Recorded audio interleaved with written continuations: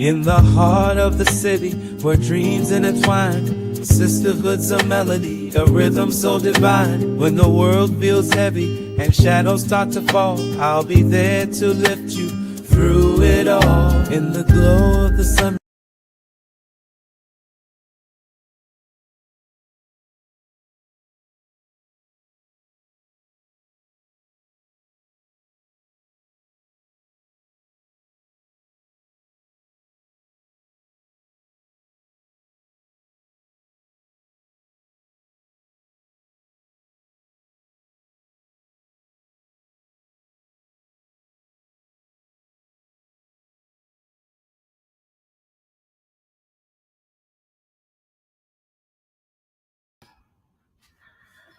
Welcome, you guys. This is Fixing Your Crowns with Dr. Kimberly Wilson. Tonight, we are doing mental health part 2. By request, I am going to cover PTSD. I'm going to cover complex PTSD as well as acute PTSD. I'm also going to cover ODD, which is oppositional defiant disorder. I'm going to go over what it is, when to look for it in your child.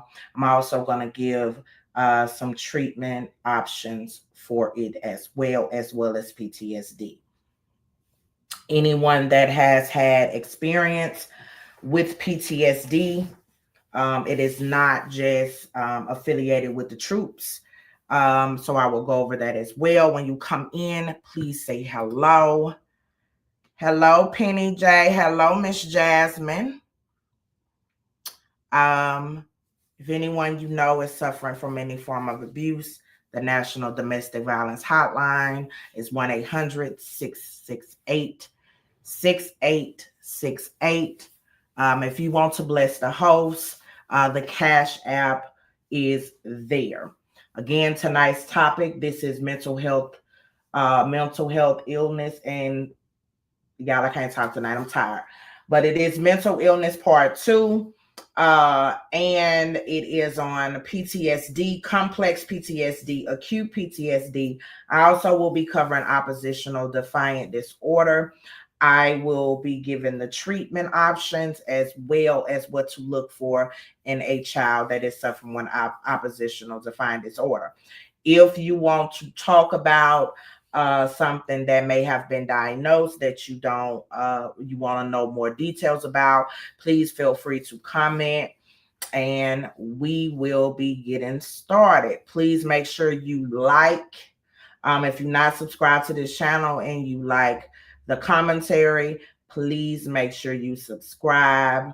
And yeah, let's get into it. Again, the information that I am providing is for educational purpose only, to teach you, to hope that you get a better understanding of what you or someone you know in your family may be experiencing. It is not to diagnose or to treat anyone. Again, it is for educational purposes only. Okay, so now that we got that out the way, again, this is Fixing Your Crowns with Dr. Kimberly Wilson, and we're going to dive right in it. Our first topic we're going to be talking about is PTSD. If you do not know what PTSD is, it is post-traumatic stress disorder. Hello, anti-violence. Welcome and thank you so much. For anyone that do not know what post-traumatic stress disorder is or PTSD, that's okay. I will tell you what PTSD is. Again, a lot of people think that post-traumatic stress is just attributed to our troops that may have went to war and they come home and they may have post-traumatic stress disorder. You can be diagnosed with post-traumatic stress from any traumatic event in your life. Okay, anyone can develop PTSD at any age. That, and as I stated, that does include combat veterans, but it is just not limited to them. It's when you have experienced or witnessed a physical or sexual assault, abuse, an incident, a disaster, or a terror attack, or other series of events. Okay, that is what the medical term of PTSD is. You guys, please excuse if y'all hear my puppy in the background. He's very spoiled, and Destiny has went to sleep early tonight, and he wants to get out of his kennel so he can run around. And so people who have PTSD may feel stressed or frightened even when they are no longer in danger. Hello, Miss Angela. Welcome. Hello, Miss Brittany. Welcome, y'all. So let me tell you guys, PTSD, as I just said, for y'all that's just coming in tonight, we're going to be talking about PTSD, which is considered post-traumatic stress disorder. We're going to be talking about acute PTSD as well as complex PTSD. We're going to be talking about oppositional defiant disorder, which is ODD for short. I'm going to give some treatment options as well as some parenting options on how to deal with a child that is suffering from oppositional defiant disorder. Okay. Welcome, my mods. Thank you, thank you, thank you. Miss Jasmine, I remember you telling me you want to be a mod. I thought I had set you as a mod. Brittany, too. I don't know if they're disappearing. I don't know what's going on, but I'm going to go back and check it. Hold on just a second, y'all.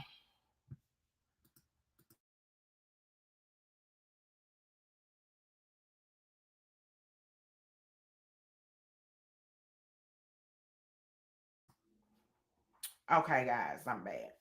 So, I stated PTSD can occur when someone have experienced or witnessed a physical or sexual assault, abuse, an accident, a disaster, a terror attack, or other series events. People who have PTSD may feel stressed or frightened even when they are no longer in danger. It can occur at any age. I just gave you guys the medical terminology of what PTSD is. I'm about to share with you guys a real life account of PTSD. In medical said it can occur when someone is in an accident. Okay. My daughter, Destiny, she's now 7 years old. We were involved in a very bad motor vehicle accident. She was 4 years old. An 18-wheeler backed out and hit us. It totaled out my Lexus SUV. And it was an iron bar, like maybe a few centimeters away from decapitating her. She had a really bad concussion. Something flew and hit her in the head. We're still not sure what that was, but it hit her in her head, and she had a really bad concussion. She still has the bruise on her forehead. She couldn't do anything for 30 days. She couldn't go to school, couldn't play, couldn't fall. She developed night terrors really, really bad. She also developed sleepwalking, where she would get up, and if we didn't have the door double locked where she couldn't reach it, she would go out and just be wandering, sleep. Very scary. She also would have insomnia, where she wouldn't sleep at all sometimes. And so as a mother and in my position, it became very hurtful because I knew what she was suffering with, but because she's my daughter, I couldn't treat her or help her. And so she was 4 going on 5 years old. And so it can happen at any age, any traumatic event experience. And for her, it was a car accident. So not only did she do that, she started developing behavior issues. And then she went on to having just breakdowns. She would cry and along a host of other things. And so I had to get her on medication to get her regulated, and a whole lot of praying.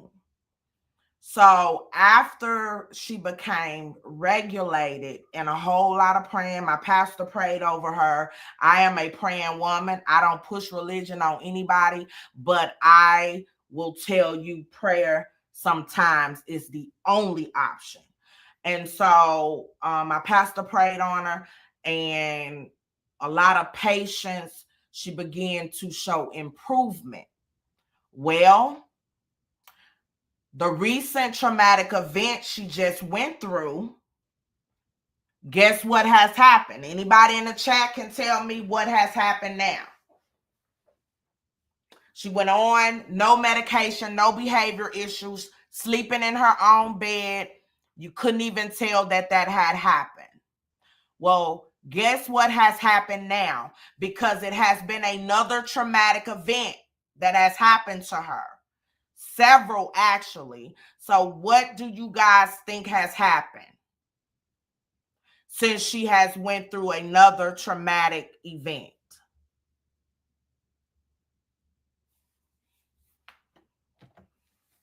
What do you guys, anybody want to take a guess? Hello, Miss Fee Love, how you doing?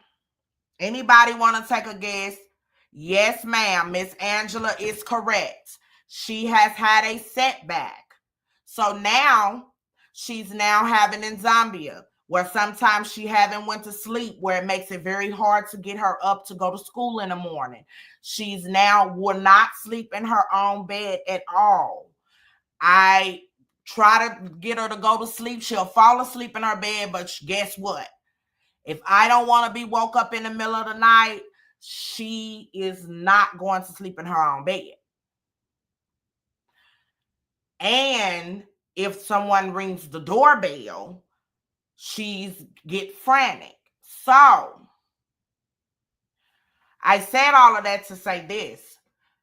PTSD, they will improve, but another traumatic event, those symptoms are going to come right back.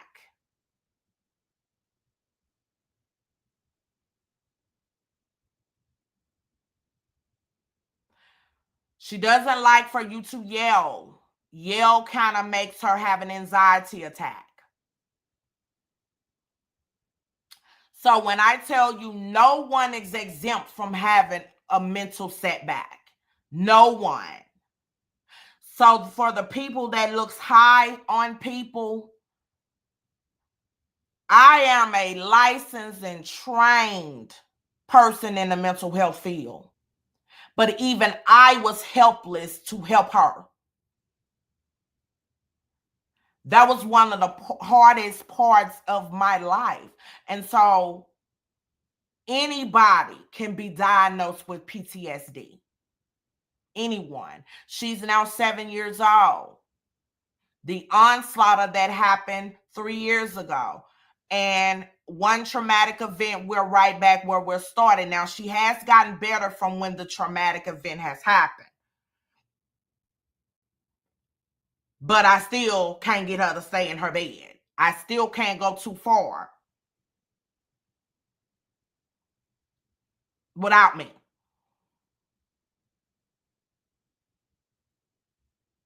So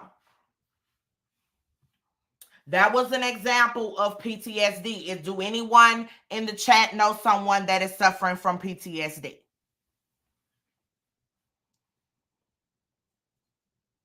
And PTSD, medical term states, and this comes from NIH.gov, which is a government-cited website, that PTSD occurs when someone have experienced or witnessed a physical or sexual assault, abuse, an accident, disaster, terror attack, or other series of events. People who have PTSD may feel stressed or frightened even when they no longer are in danger.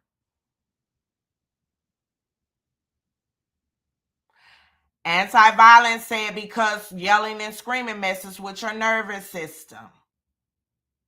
There goes some more information for y'all. And if anybody want to come up and talk about their experience, I forgot to drop the link. Let me drop the link.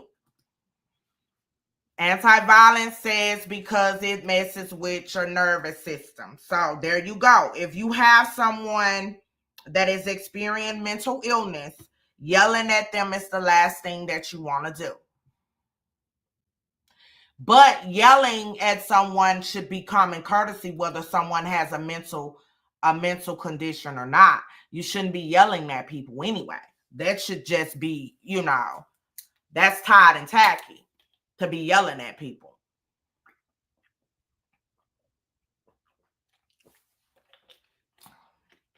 Miss Angela say, we have a customer that has PTSD, and when she let me put, I can't read. I need to put on my glasses. She said, we have a customer that has PTSD, and when we see him come in, we have a code we call because he's known to be irritable. Wow. Okay. So how do y'all help him?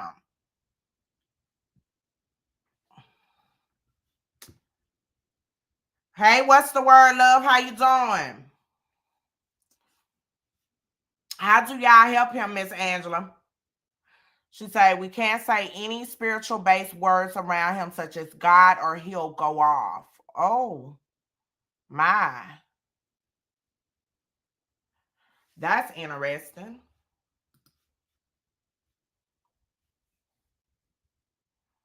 I have to watch what I say because I'm always saying, oh, God, or oh, Lord. Yeah, and when something becomes a habit, it's going to come out in just casual conversation. So I wonder, have he had an experience where he has lost someone? Usually, when that occurs, someone is angry at God because they've either lost someone or lost something they really wanted, and so they blame it on God.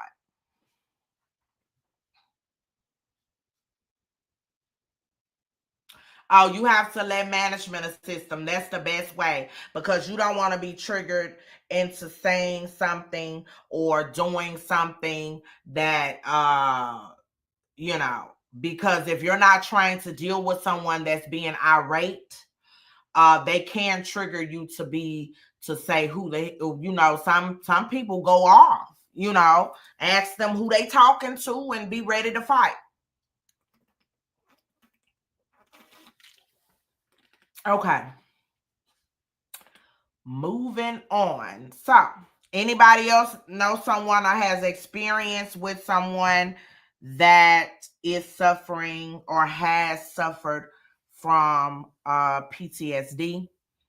I dropped the link if anyone wants to come up and discuss. Anti-violence, did you have anything to add about PTSD, just PTSD as a whole? I am going to be moving on with complex PTSD shortly, but I am going to give a few more information and some statistics about PTSD as well. Anti-violence said, yelling at someone with PTSD causes adrenaline and cortisol levels in their system to rise, leading to a fight or flight response. So you guys, if you know someone that is suffering from PTSD, that is great and also correct. It causes the adrenaline and cortisol levels in their system to rise, leading to a fight or flight response. So yelling is a no. Okay. All right. Moving right along.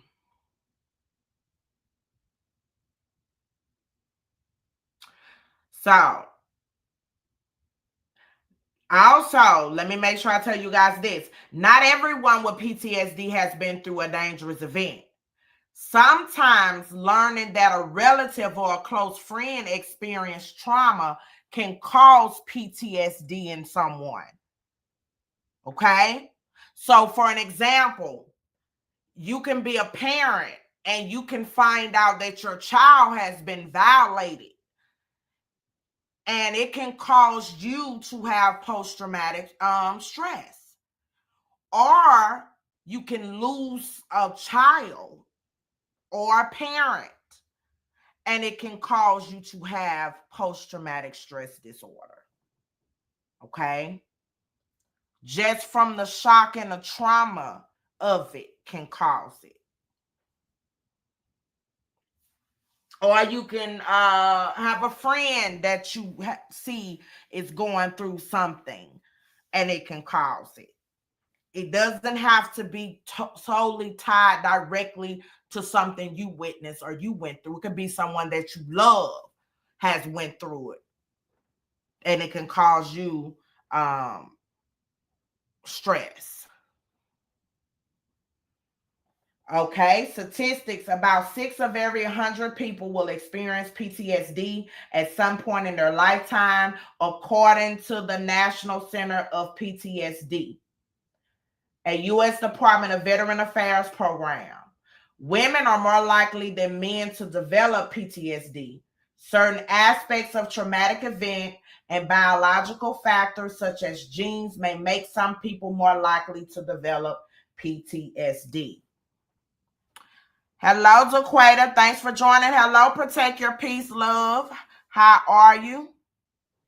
Hello, everyone coming in. This is Fixing Your Crowns with Dr. Kimberly Wilson. Tonight, we're talking about mental illness. This is mental illness part 2.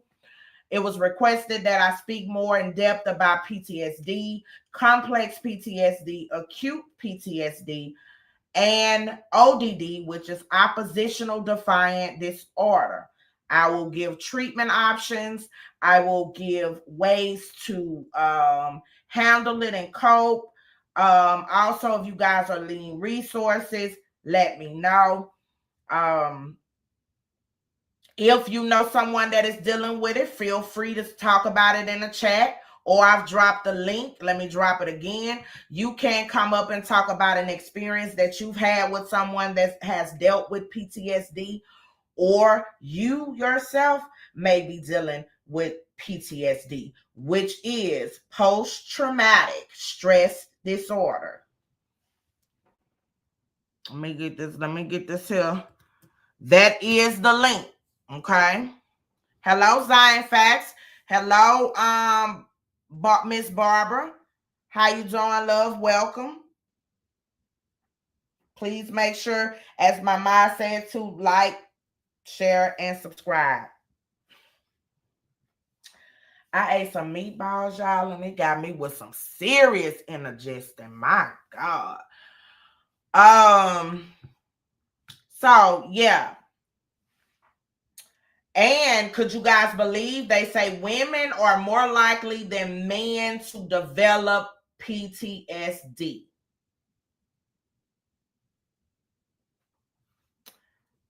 All right. What are the symptoms of PTSD?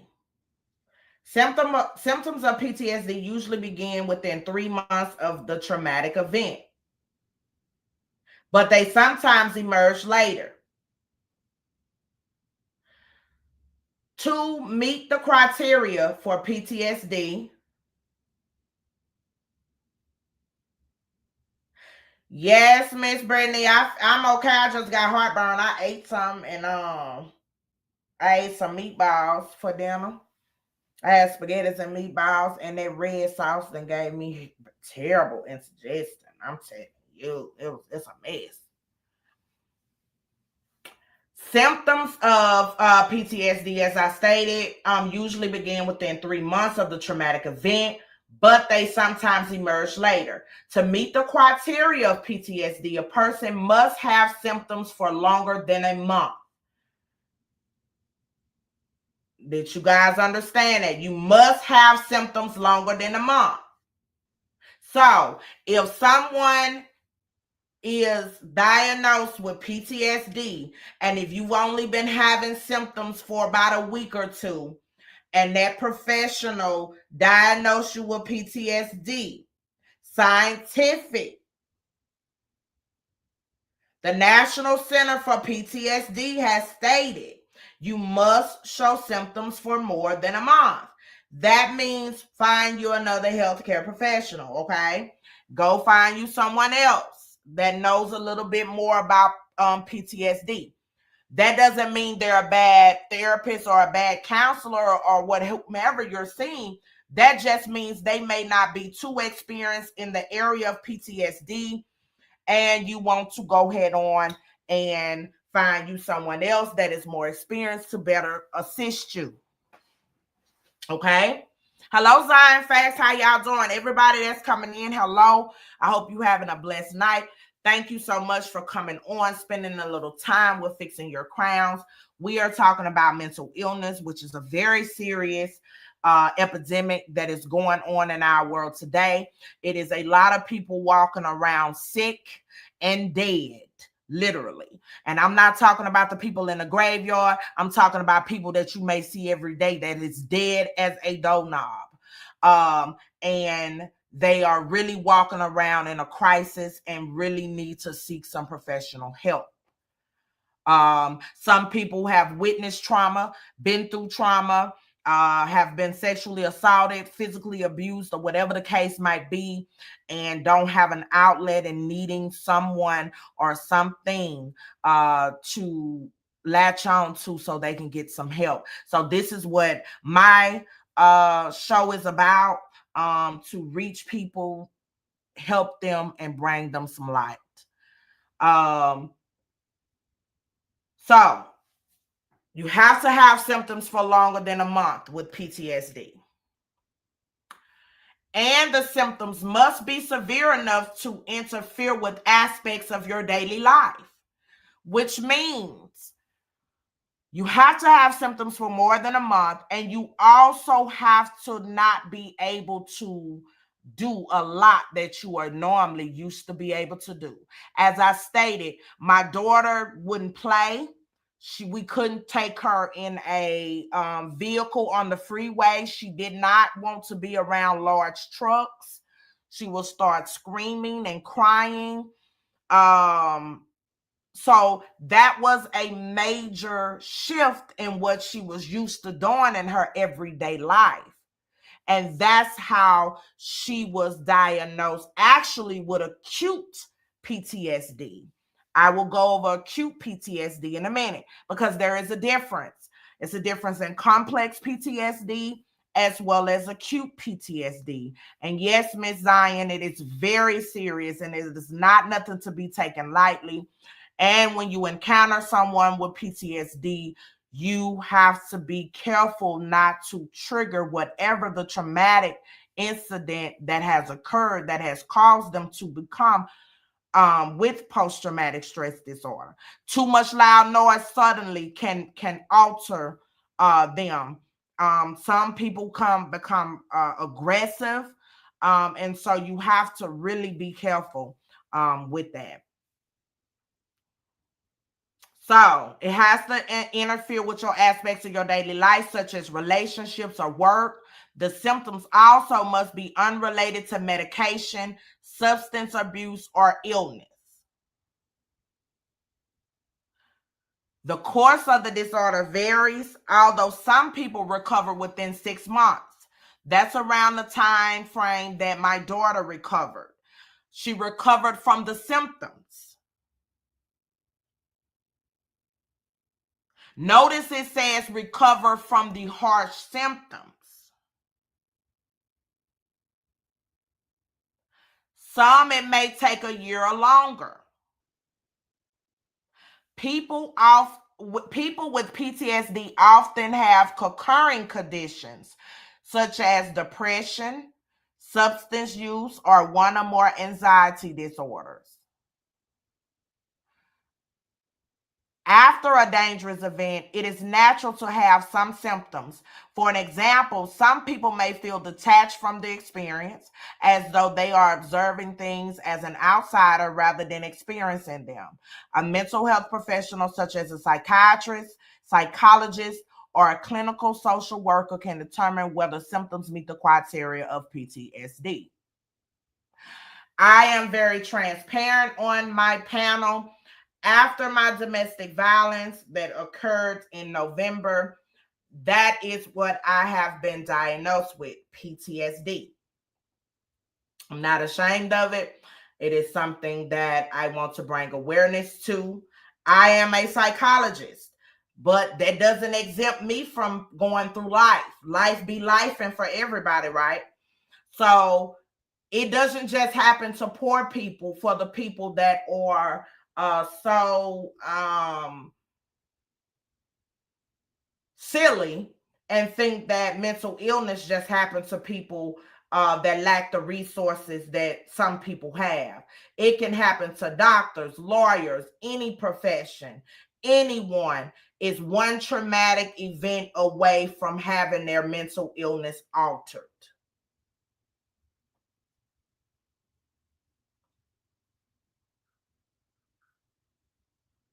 It has altered my life quite a bit.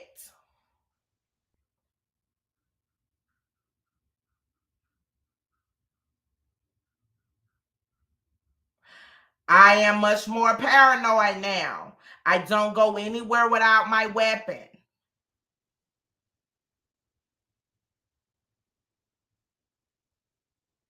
I avoid large crowds.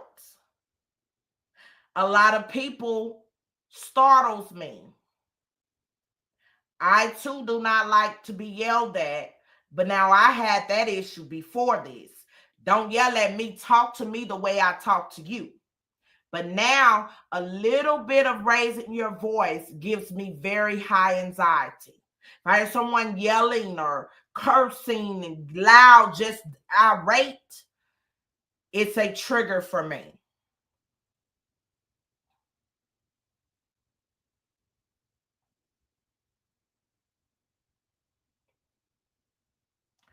So you must seek therapy. PTSD is not something that is going to go away on its own. It is something that you must seek therapy for.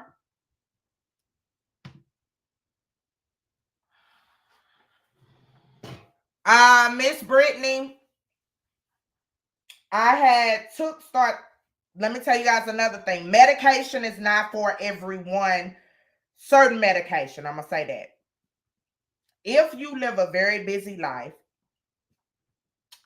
some of the medication that they put you on for your anxiety, for things like PTSD, will cause you to be too sedated, too zombie-like, where you is sleep 24/7. All you want to do is sleep.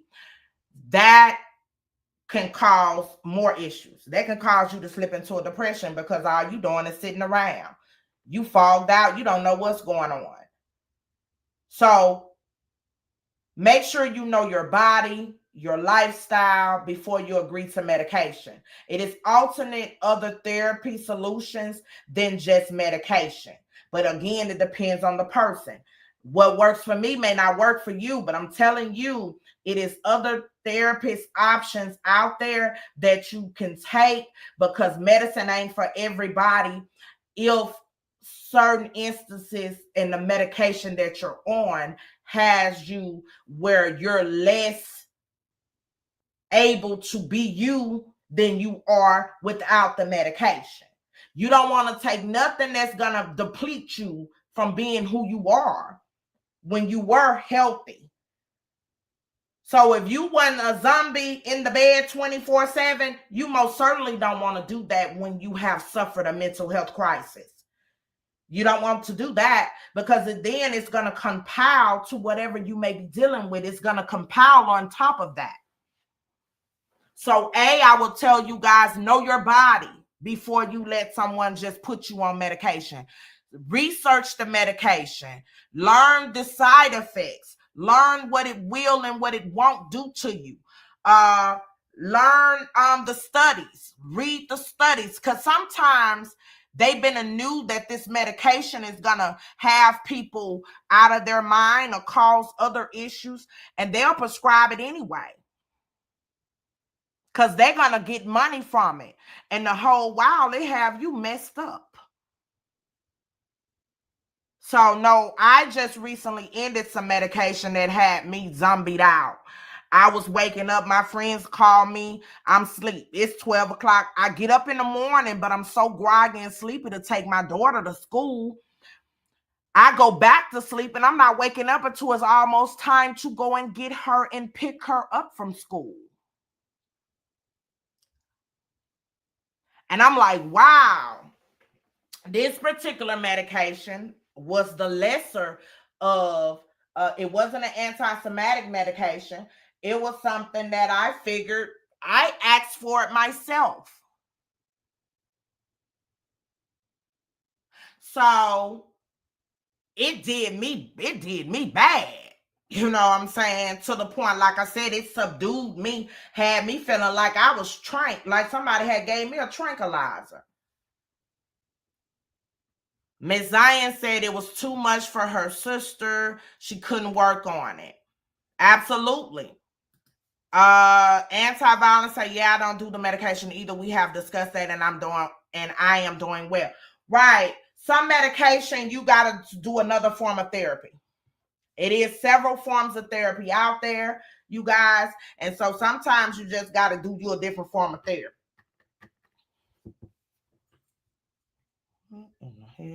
Yeah, sometimes you just got to do you a different form of therapy. Sometimes, because not all the time are you going to get what you is really looking for to get out of that medication.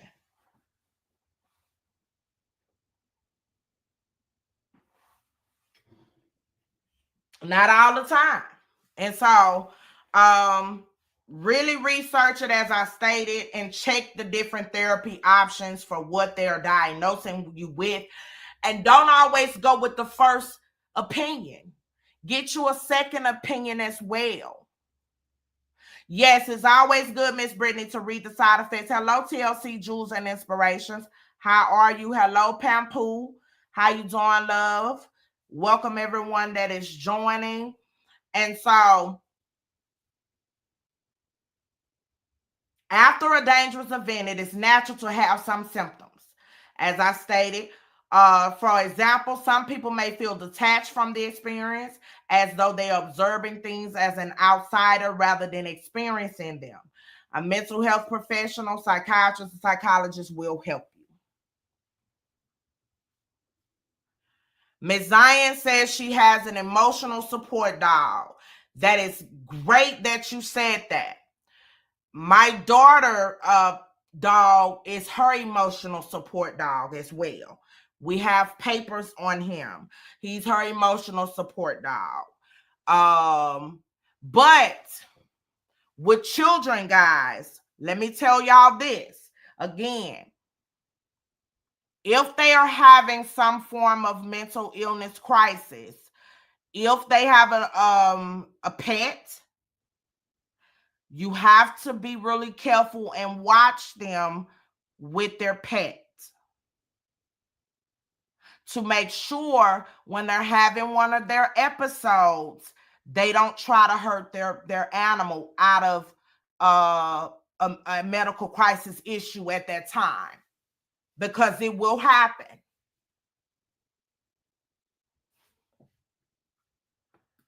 Okay. Anti-violence say they have DPT, CBT, EMDR, tapping, and other options besides medication. That is correct. Anti-violence says they have DBT, CPT, EMDR, which is the EMDR is the new therapy I will be trying next week. I will be doing that next week. Tapping and other options besides medication.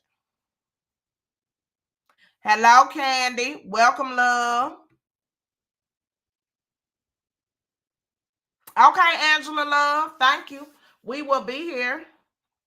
I know how that laundry is. So, yes, if they have pets, please make sure you are careful and you are monitoring them, because you don't want them to kill an animal now. It can happen. or harm the animal when they are having one of their setbacks.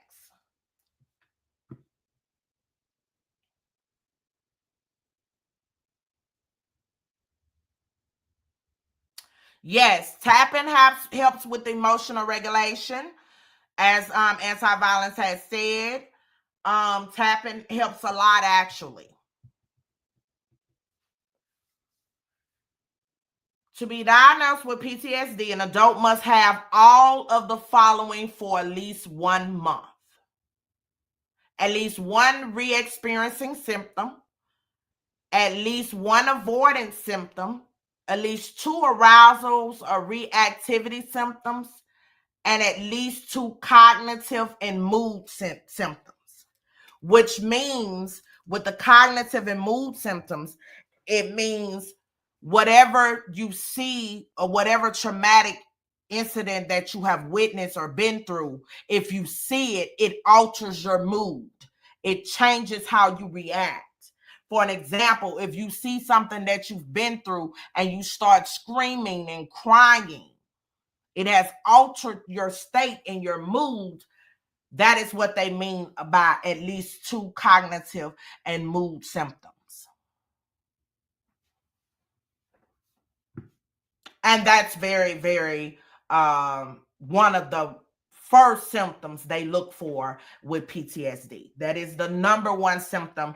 They ask you what you have been through, how long, and then how do you feel when you see this, or how do you feel when you experience this. Those are some of the questions you will be asked if a healthcare professional is trying to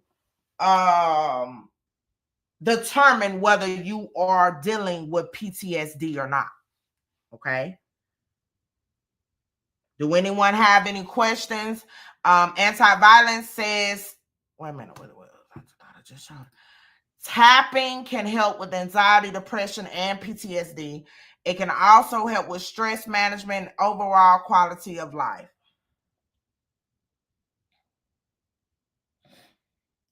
So,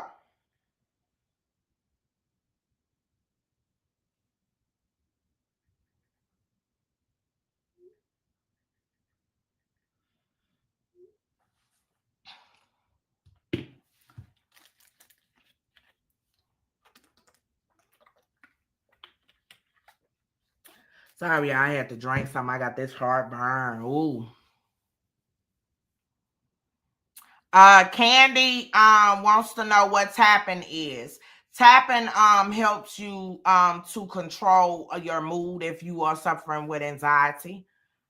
It helps with emotional regulation.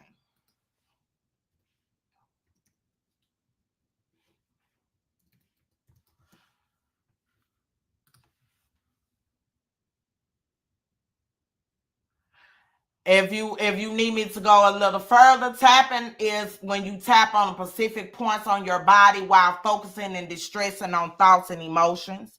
So like if you start tapping your arm and you start to think about something besides what may be triggering your anxiety.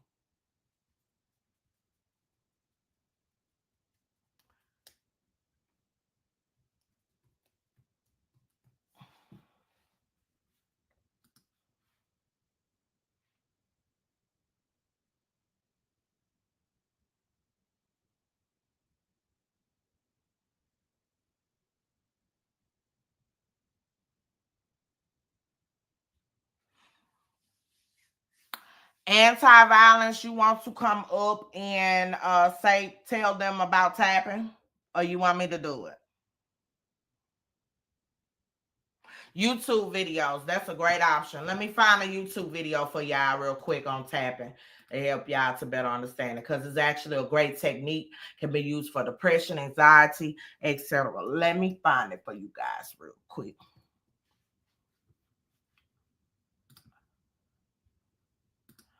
Do.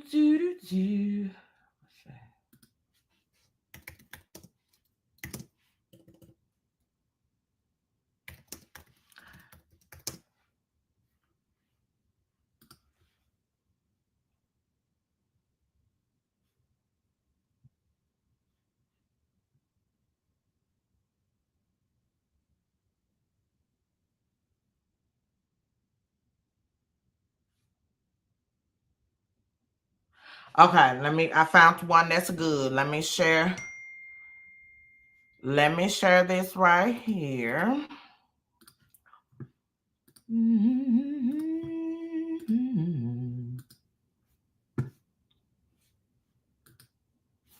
Search for Taylor Brands to get that LLC next to your business name. Just go to their site, enter your LLC state, add your business name. Tapping, another name for it is EFT, Emotional Freedom Technique. We call it tapping because we are literally physically tapping on endpoints of meridians of our body. And what the latest research shows is that when we tap on these places in our body while we're stressed, anxious, overwhelmed, we send a calming signal to the amygdala in the brain, the fight or flight part of us, the part that's stressed, the part that's hurried. It sends a calming signal there, helps to rewire the brain and find peace within. We're combining the best of both worlds. We're going a little bit beyond talk therapy, which is wonderful. And when we talk about our feelings and we express what's going on in our lives, we can certainly create change.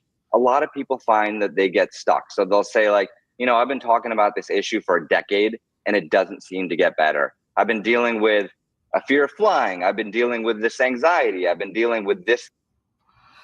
So did you guys hear the first part where he was describing the different points on your body that helps regulate emotional stress? No, this one is from Virgin Radio. They got 160K subscribers, so I figured it was a good one. 18K likes. Yes. Okay, so that is basically what tapping is. It helps to calm the emotional stress in your body by tapping certain points in your body. And that's another form of therapy when you're stressed out. Or PTSD, depression, as Anti said. I can come up if you want. Yeah, you can come up if you want, but if you're working on your finals, love, it's all right. But you can come up if you want. Here go the link. Yes, I can play it back. Yes, ma'am, I definitely can. Let me go back. All right, here it goes. Tapping, another name for it is EFT, Emotional Freedom Technique. We call it tapping because we are literally physically tapping on endpoints of meridians of our body. And what the latest research shows is that when we tap on these places in our body while we're stressed, anxious, overwhelmed, we send a calming signal to the amygdala in the brain, the fight or flight part of us, the part that's stressed, the part that's hurried. It sends a calming signal there, helps to rewire the brain and find peace within. We're combining the best of both worlds. We're going a little bit. Anti-violence finna send me another video that goes in a little bit more depth to it, but that is the basis of it. But she's going to send me another one that goes into a little bit more depth of what tapping is. But it is tapping to get a signal to your brain that controls the emotional anxiety aspect of your brain.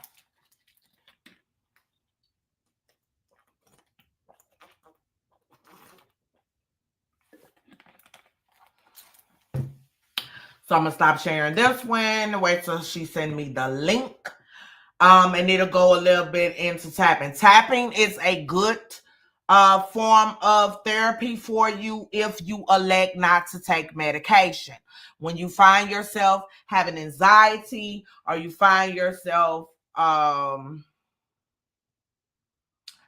as he stated, another name for it is EFT, which is Emotional Freedom Technique. If you guys don't know, when he mentioned EFT, it is called Emotional Freedom Technique, which is a method some people use to help them manage emotions or troubled thoughts, etc.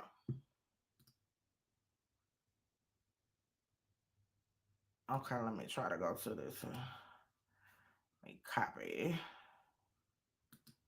Well, let me go to. Hold on. Text it to me, anti-violence, because it won't let me go to it.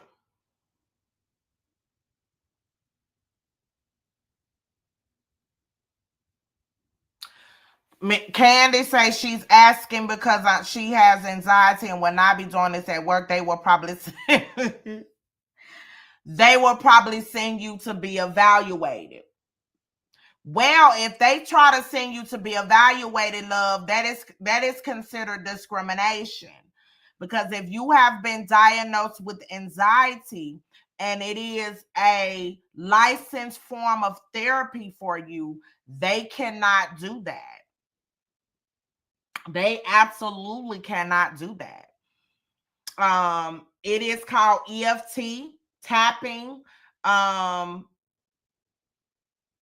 And it is a licensed form of therapy. Now, when I have to go out, I have to tap. Because I rather tap than to not and have an anxiety attack.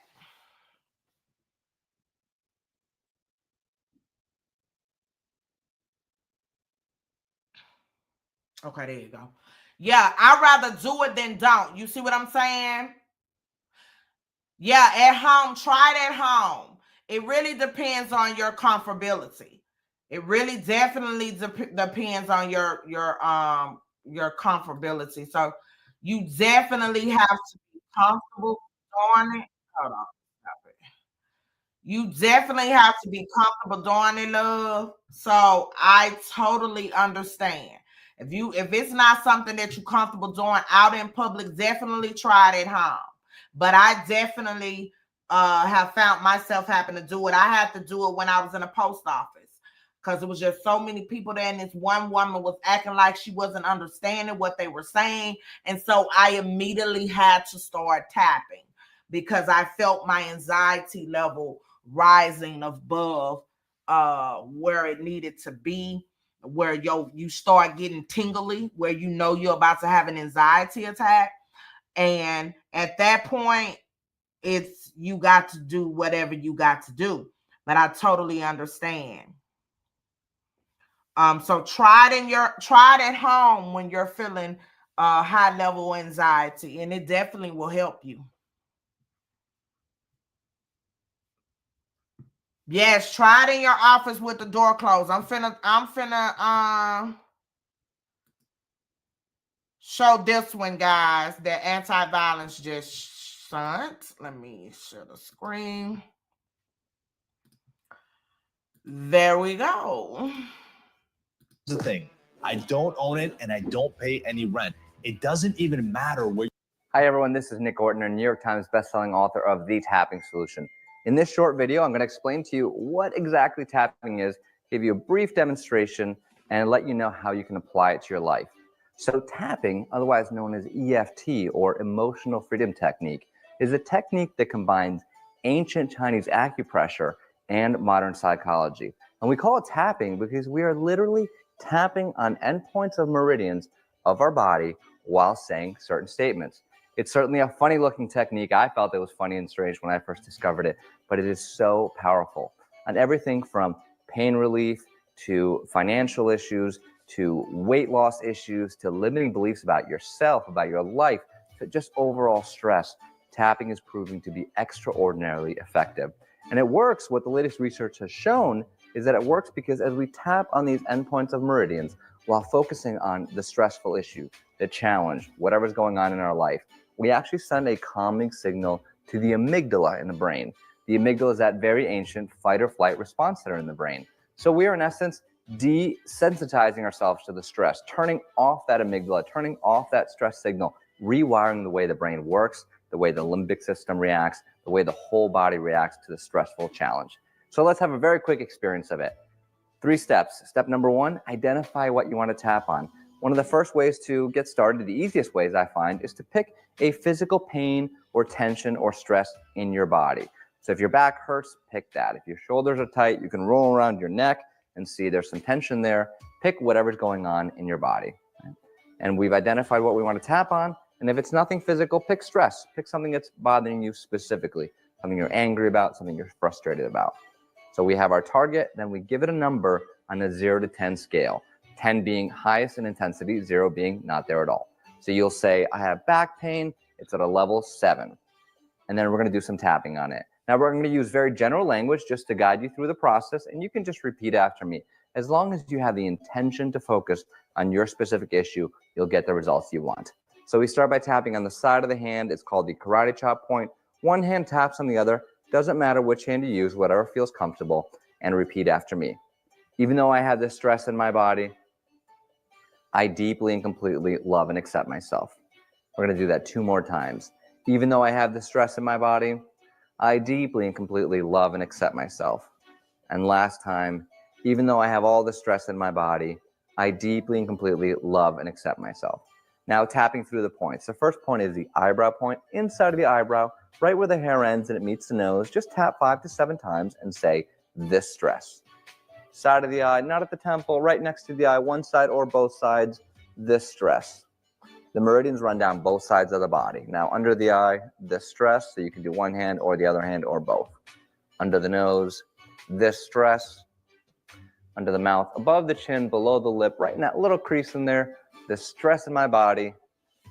3 points left. Feel for the 2 little bones of the collarbone. Go down an inch, out to each side about an inch. You can tap with all 10 fingers of both hands, all the stress in my body. Now underneath the armpit, 3 inches underneath the armpit, right on the bra line for women, either side of the body, all the stress. And now where we look like monkeys, right at the top of the head, all the stress in my body. And we take a deep breath and let it go. And that is one quick, super quick round of tapping. The process is checking back in. What happened? What did you feel? What shifted? What's come up next? And continuing the tapping process until you get the relief that you want. Have a great day and keep tapping.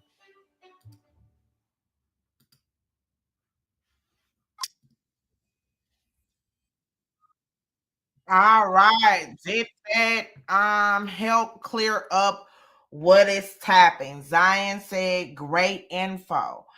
Did that clear up everyone that wanted to know a little bit more about what is tapping? I'm telling you guys, it really, really works. Sometimes I do where the 2 bones meet. And I roll my neck around a lot because my stress comes in my neck. And so tapping right there on where those 2 bones is at. Yes. It's very helpful. I'm telling you guys, it's very helpful.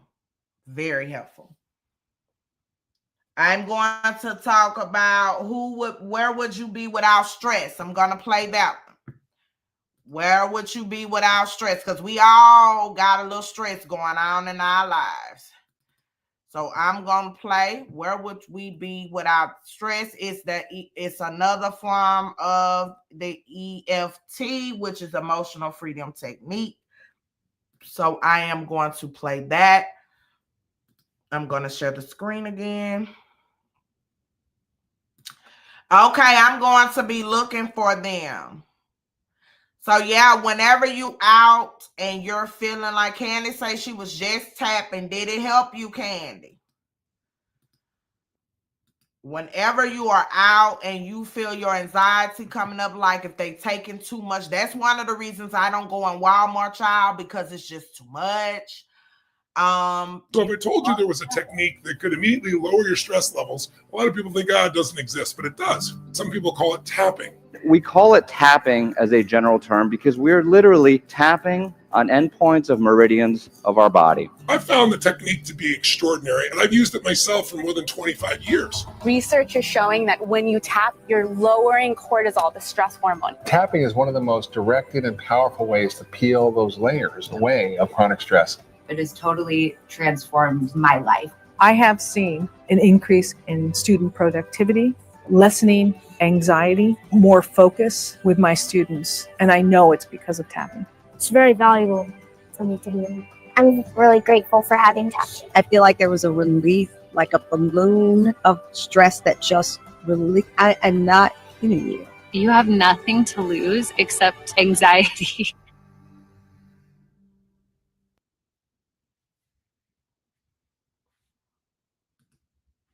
All right, y'all see Tamron Hall. She uses it for her stress level. Like I said, everybody uses it. I've had to use it. You can do tapping. I'm going to teach Destiny tapping.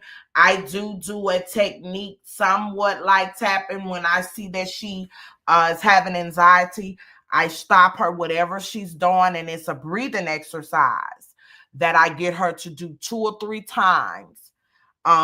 Stop, take 2 deep breaths. You're okay. Nothing can happen to you. You're safe. That is what I have her to repeat while she's doing the breathing technique. So that is also helpful. You take a breath in and out, in and out. And if you're feeling unsafe, you develop some type of saying that will help you. As I stated, mine's for her is, you're safe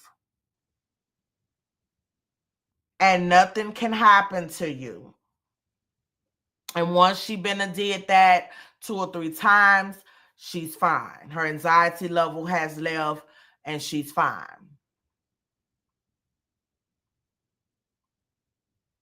That's why when you're having anxiety attack, they tell you to breathe so you can slow down your pulse.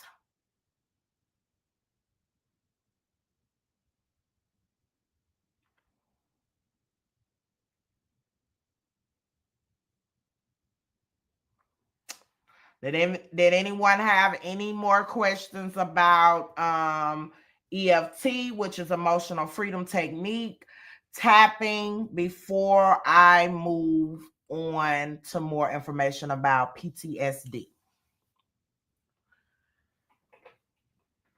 So if you don't want to do tapping because you're in public, you can try the breathing exercise.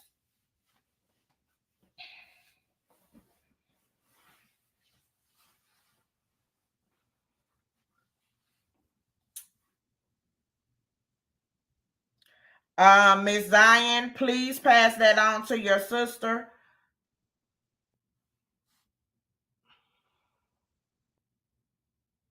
Yes, deep breathing exercises can lower your anxiety also. So your deep breathing exercises, let me find something on there just in case you're wondering what I'm talking about, will help. I use this technique myself. Because sometimes you got to just breathe before you respond too. Sometimes you go through triggers, and before you respond, you need to take some deep breaths to lower your anxiety and your need to respond immediately.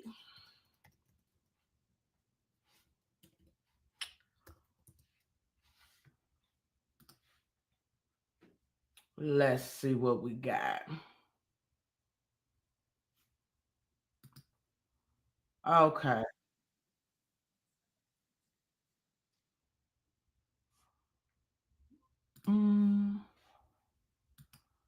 Okay.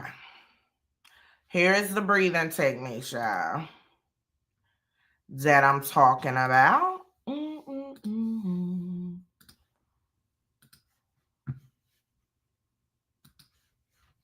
What I done did? Hold on, y'all.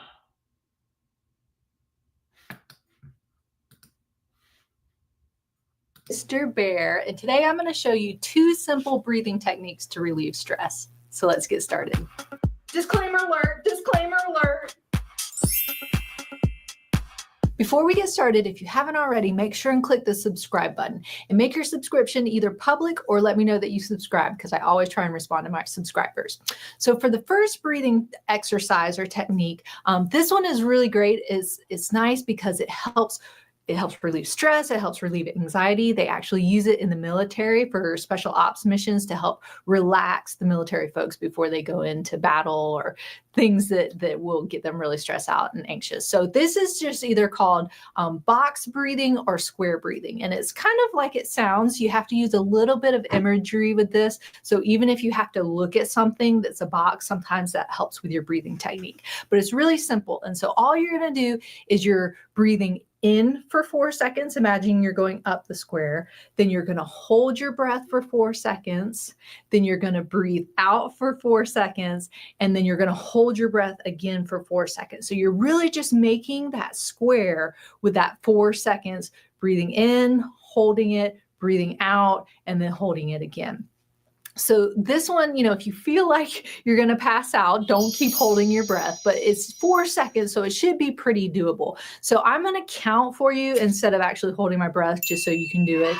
This is great because, again, it's nice and it helps you relax. You can do maybe 4 to 5 sets at a time, just to kind of help get you relaxed. So get in a nice, good, comfortable position so you can really get that breath breathing in. So let's start here. And again, even if you have to make the image with your finger, or if you use your eyes somewhere like a photo or a painting on the wall or something, make sure that you're using that imagery as well, because that helps you relax. So let's start here in the corner. So we're going to go up, 1, 2, 3, 4. Hold your breath, 1, 2, 3, 4. Breathe out, 1, 2, 3, 4. Hold it again, 1, 2, 3, 4. And then breathe in again, 1, 2, 3, 4. Hold your breath, 1, 2, 3, 4. Breathe out, 1, 2, 3, 4. And hold your breath again, 1, 2, 3, 4. So again, mine's usually the hardest is after you breathe out and then you're trying to hold your breath. But again, once you do more, you'll start feeling that you have more strength in your lungs to do it and hold it pretty easily. So again, maybe 4 to 5 times. It just depends on how stressed out you are. A lot of times, even like if you're going to the doctors or something, you get a little anxious with that. If you do some of that in the waiting room, that'll help you kind of relax and calm down. So it's a really nice technique to use almost anywhere, but especially when you have a lot of stress or anxiety. So the next breathing technique is going to be when you're breathing out with pursed lips. And what pursed lips do is it makes your lungs work harder because the opening is smaller. So again, don't keep going if you're feeling like you're passing out. Maybe do less seconds for it, but really try and build up to it. It's going to help your lungs get stronger. It's going to help relieve your stress and your anxiety and just kind of help relax you in general. So for this one, what you're going to do is you're going to do some belly breathing or the diaphragmatic breathing. And that's really just breathing in through your belly instead of through your chest. And sometimes it's hard to get that down, but if you put your hand on your belly, you can feel it go in and out. And that's a good way to get that belly breathing. So you're going to breathe in through your belly for 4 seconds, and then you're going to purse your lips and breathe out for 8 seconds. So again, I'm going to count for you so you can do it along with me if you want to, instead of actually doing the technique itself. But I'll kind of start with my pursed lips for you just so you can kind of remember to do that. So let's start again. And again, with this, you can do it anywhere from, 3 to 5 reps just to kind of get you nice and relaxed. So if you want to put your hand on your belly, you can. And so you're going to breathe in for 4 seconds. So 1, 2, 3, 4, purse your lips and breathe out. 1, 2, 3, 4, 5, 6, 7, 8. So you can see that's a little bit longer than you would think. So I will do it once just so you can see. If you can't get all the way to that 8 seconds, that's okay. But the more you do, I think the easier it'll be. So breathe in.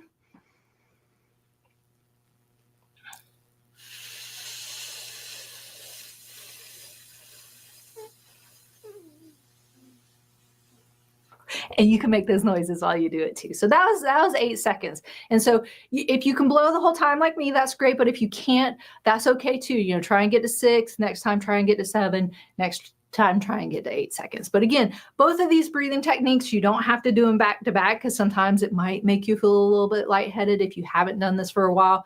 Again, don't go until you feel like you're going to pass out or anything. This is really supposed to kind of help relieve the stress, relieve that anxiety, and just help you relax in general. So there you have it. All right, y'all. So those are some different breathing techniques. In the event you are out in public and you don't want to do the tapping, those are just some different breathing techniques that you guys can use. Again, I use both. I use both tapping and breathing exercises, and they both work. It just depends on the situation and where you at. Did anyone else need any? Oh, Lord, my phone.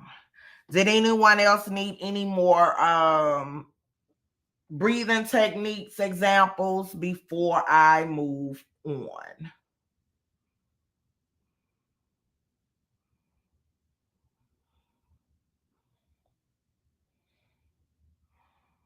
Yes, as Candy said, please share this live. This could help a lot of people suffering from anxiety, stress, and dealing in there. If someone has suffered a mental health crisis as well and don't know how to regulate themselves, this information is very informative. And if someone needs some resources, please reach out as well. All right, so we're going to go back to PTSD. These are some of the symptoms.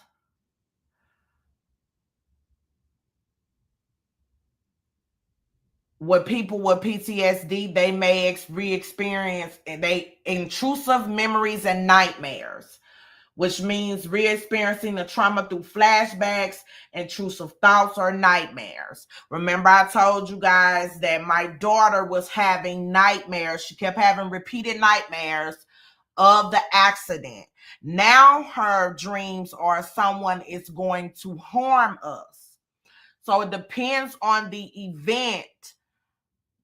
It will switch to whatever is scaring them or frightening them. Avoidance. Avoiding people, places, or activities that remind them of trauma. So anyone that you know is dealing with PTSD, you want to help them avoid people, places, or activities that remind them of trauma. Remember, I stated we had to avoid putting her on the freeway around large trucks, or even if we were going through the city and a large 18-wheeler came by, she would go she would just have a really bad anxiety attack. Avoiding thoughts or feelings related to trauma, which means whatever you have been through, whether it's an accident, you witnessed someone be killed, you most certainly don't want to go around someone else that is about to be killed or has been killed, or you've witnessed someone attempt to commit suicide, or you've witnessed someone be assaulted. Whatever the trauma is, I'm just giving an example of some of the traumas that is out there and that can happen. Negative changes in cognitive and mood.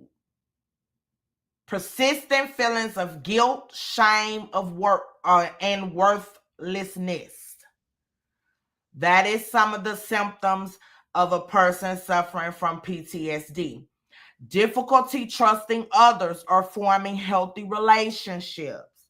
Emotional deregulation, such as intense anger, anxiety, or depression. Distorted self-perception, believing oneself to be worthless or unlovable. Disassociation, feeling detached from oneself or the world. Remember, I told you guys earlier, when you are dealing with PTSD, you sometimes don't even want to be around people. You will lock yourself in whatever space makes you feel safe. You become very, very introverted.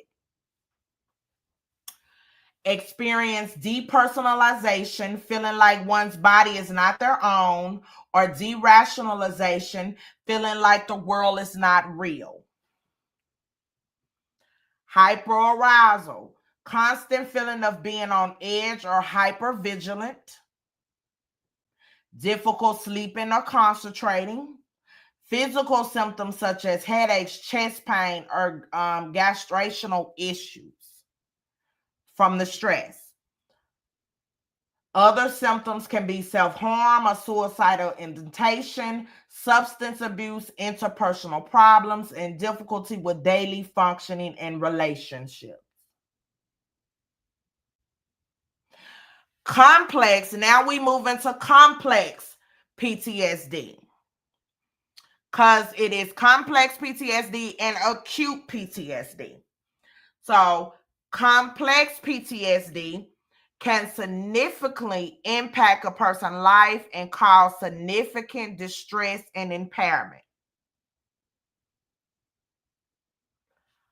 If you or someone you know is experiencing these symptoms, it's important to seek professional help from a mental health professional who specializes in treating trauma. That's key.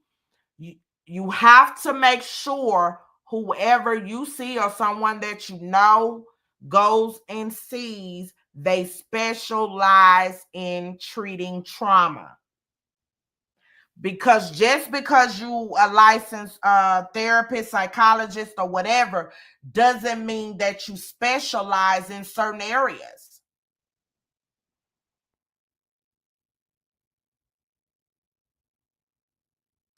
I specialize in acute mental illness, but I do not specialize in treating trauma.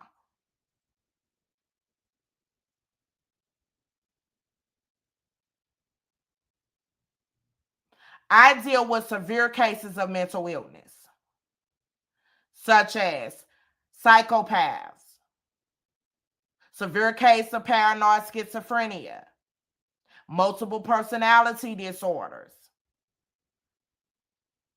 Now, I have counseled women that have been a victim of domestic violence, but until I became a victim, I knew nothing what I thought I knew. So you can go through a few classes and really don't know what you're doing. And that's just being transparent. Now I can counsel a woman and really know how to talk to her and relate. Because when you are a victim of domestic violence, you go through 3 phases. You go through healing from your physical wounds, and then you go through recovering,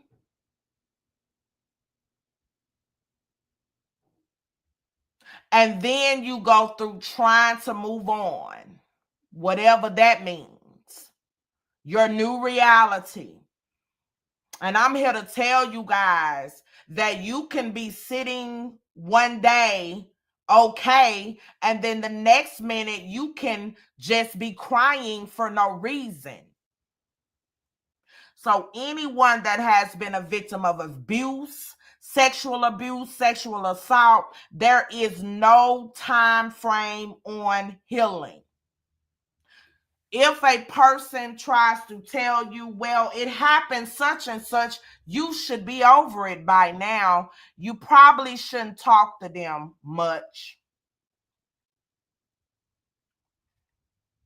because they have never experienced abuse.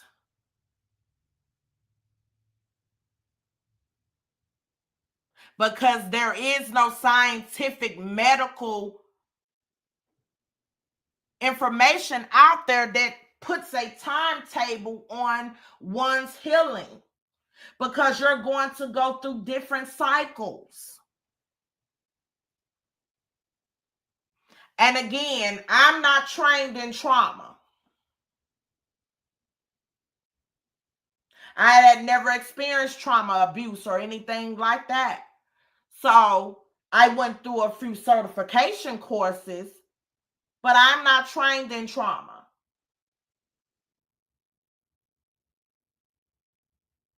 So I have to reach out to someone that is trained in trauma. And that's why I'm so thankful for anti-violence, because she's trained more in trauma than I am. Now, if you want to know more about the matters of the brain, yes, it is very dangerous. Very dangerous. You have to know how to protect yourself at all times, because you're dealing with some very serious mental health issues. And so you definitely got to be on your P's and Q's and on your toes.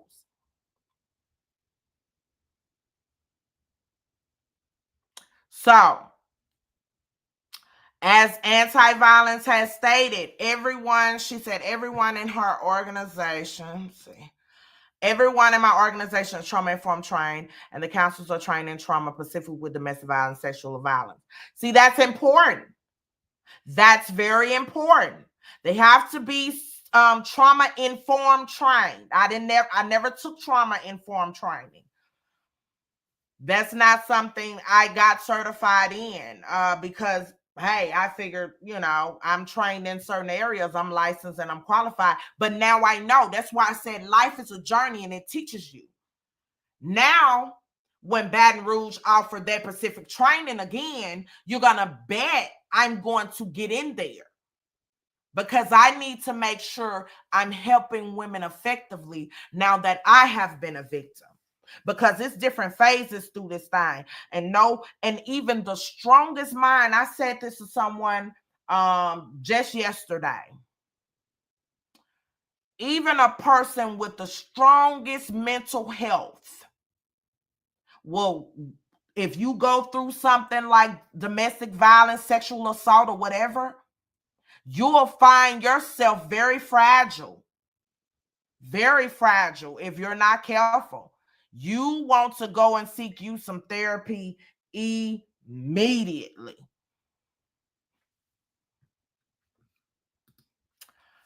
Anti-violence says no therapist will tell you that the symptoms will completely go away. That is correct. It's not going to completely go away. You'll find different techniques on how to deal with it. But let me tell you, it's a struggle. You'll find yourself just emotionally taxed, and you're can be just sitting around going on with your normal day, and you'll find yourself very emotional. Yes, that's a mirror of death, divorce, any loss or abuse sounds like. Yes, ma'am, Miss Candy. Yes, it is. Did they get out of their abusive relationship? Yes, Miss Brittany, they did. Because I worked with an organization that helped them to go underground and help them change their identity and all of that.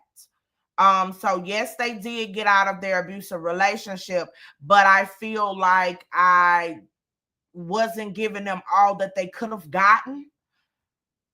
But I'm glad I was able to refer them to someone that could.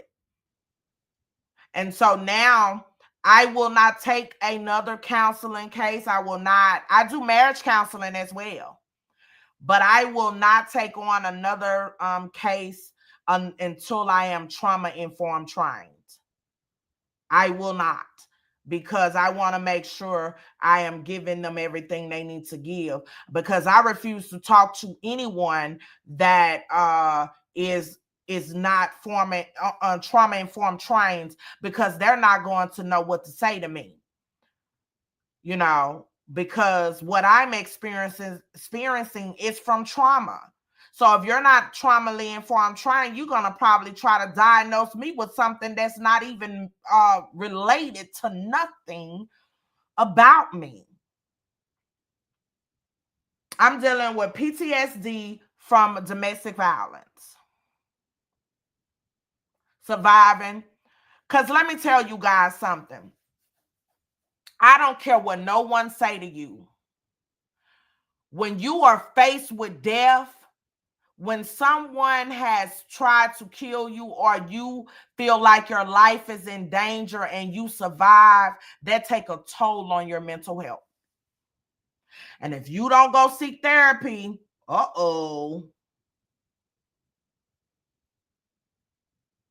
you have to go and seek therapy.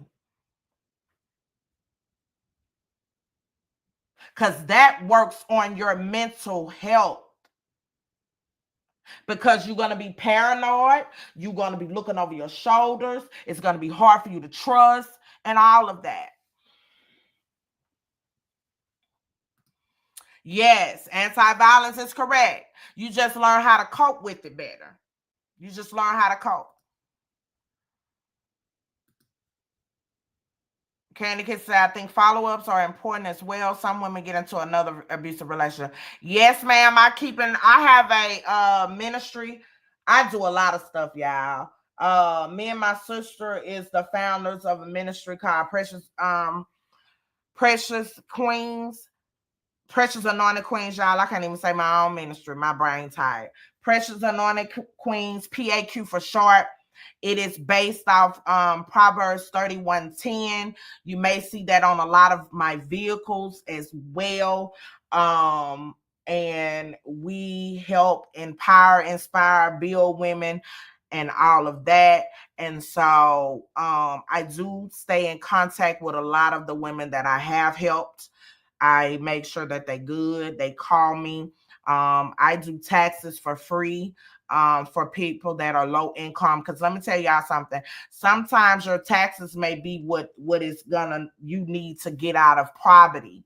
And so a lot of them need that $400 or $500 that these tax places are charging. And so I do taxes for free so they can get every dollar that they need to help get them and their children out of poverty.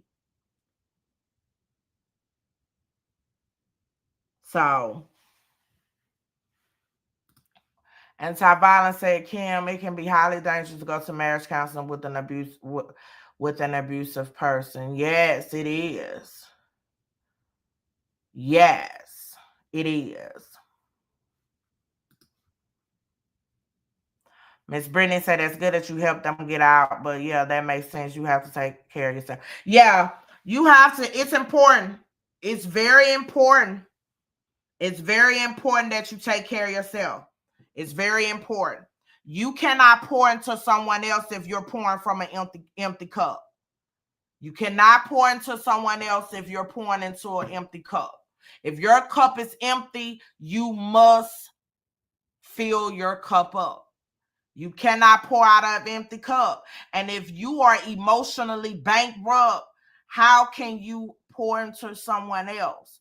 So I'm on hold from taking on any counseling sessions from anybody, because when I help people, it's not all about the money. It's empowering their life to better them. And so I don't take on any counseling sessions right now. Like I stated, I am very transparent. Life is gonna life for everybody. And me telling my story shows people that you can be in any profession, any monetary level. You can have all the money in the world, and you can still have a mental health crisis. Counselors need counselors. Exactly. It's actually mandated by law that therapists and counselors have a counselor or a therapist. And you must go. Because if they write to the medical board that you have not been to see them, you can bet your bottom dollar you will not be able to practice medicine until you are mentally competent to do so.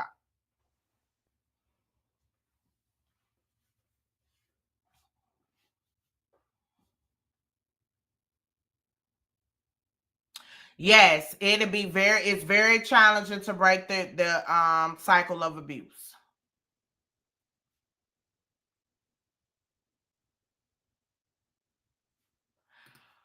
That is correct. Anti-violence just said made a key point.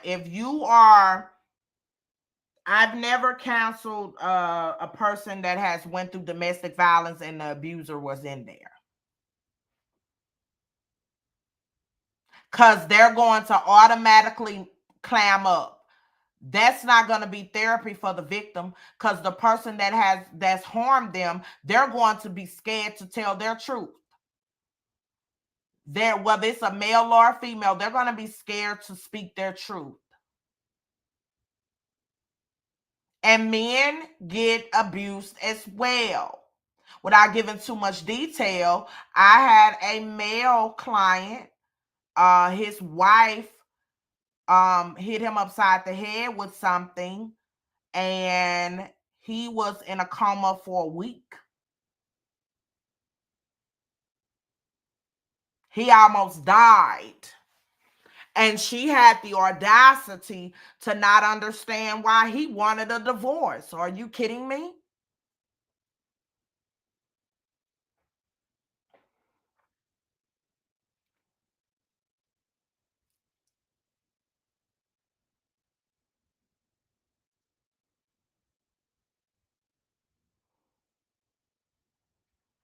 So, I have had several men clients as well. It is not just the women that are being abused. Some women are abusive both physically and verbally. As statistics has shown, women are more likely to have the narcissist personality disorder.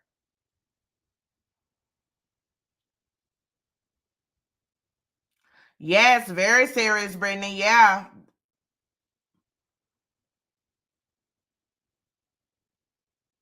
Yeah, she eventually killed him. Candy say she seen the episode of the man being abused and she eventually killed him. Yes. And it usually results to someone being unalived. That's why you have to stay out of abusive situations, because yes, if they say they're not gonna do it again, whatever the case might be, excuse me, whatever the case might be, they may do it again. And the statistics have shown, medical statistics shows that you're more likely to be re-victimized again. Now, it have been some cases where they may have been ill, they may have been drug abuse, alcoholism, they got them some help, and they did not do it again. Those are some cases that has happened. But scientific medical evidence shows that once an abuser, always abuser. But it is some cases where their rage or anger was caused by drug and alcoholism. And once they seek the proper therapy and the proper help, they no longer exhibited that type of behavior, and they no longer felt the need to put their hand on whether it's a man or a woman. There are some cases.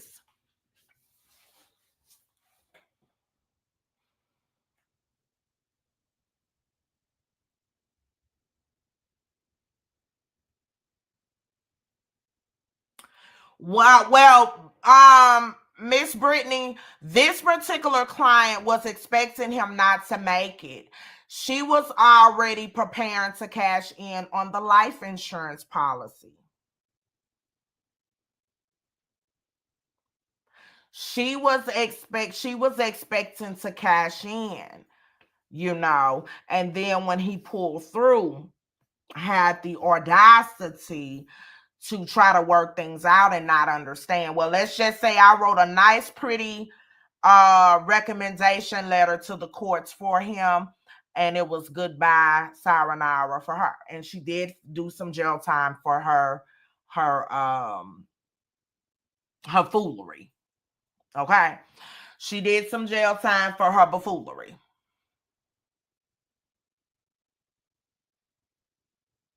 Anti-violence say, Kim, I just said the abusers typically don't change. Yeah, they typically don't change. She is correct. Now, it's been some rare cases where they have changed, but scientific evidence has showed they're more likely to not change than do change.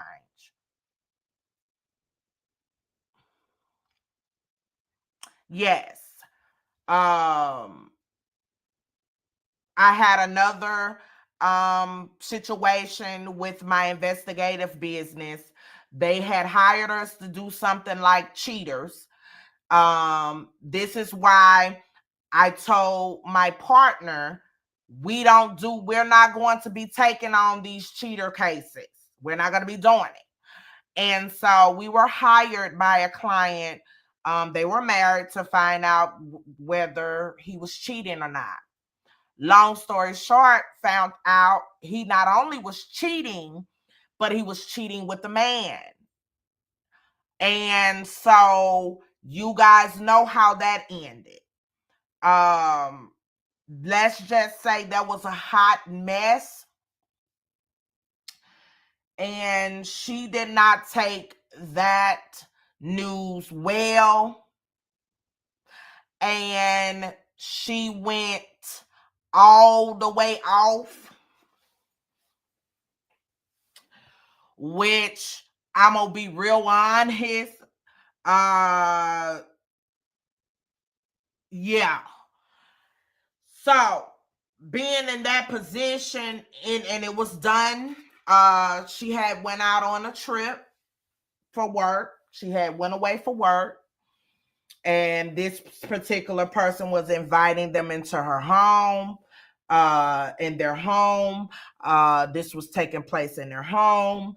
And so, yeah, let's just say someone was almost unalived with that. And so we had to give statements and all of that. So that I said, you know what?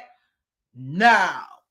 We're not investigating anymore. We're not getting involved in that. Now, we'll find people for divorce purposes. We'll find someone that has skipped town that needs to be brought back for sexual assault, whatever the case might be. But we're not, absolutely not doing any more cheaters cases. Now, the cheater cases play quite a bit of money because if you need to go out of town, you put that in your fee, whatever.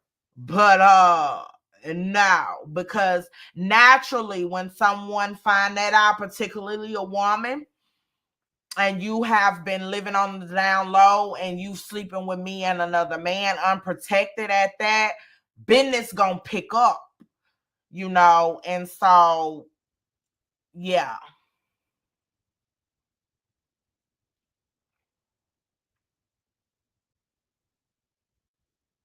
so that is another.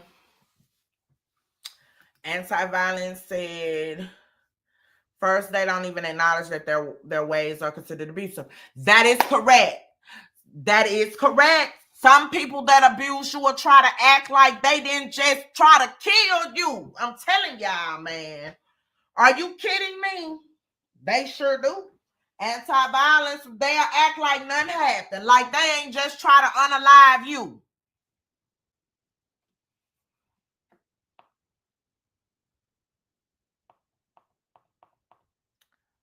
So yeah, you guys, it's a lot of instances of abuse, but just know, yes, that is reverse psychology at its finest, and that's usually what the abusers do.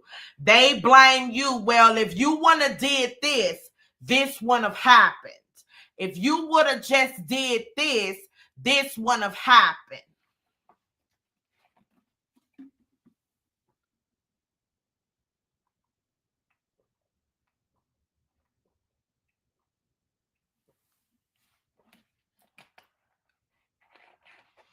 Yeah. That's what they do. So let me go over complex PTSD.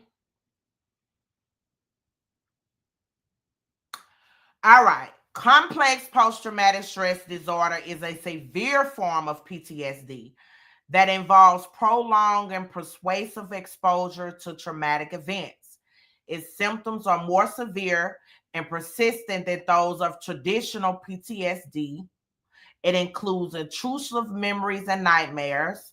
They re-experience trauma through flashbacks, intrusive thoughts, or nightmares. So those are some of the symptoms of complex post-traumatic stress disorder. Let me tell you an example of complex post-traumatic stress disorder.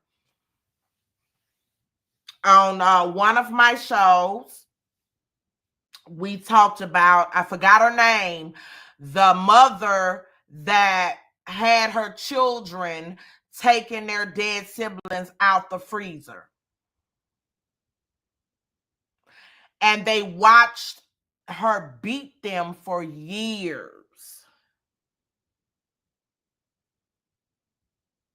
as well as participate in putting them in the freezer.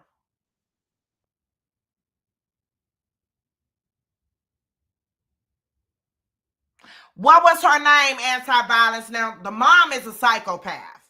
The mom is a psychopath. What was her name?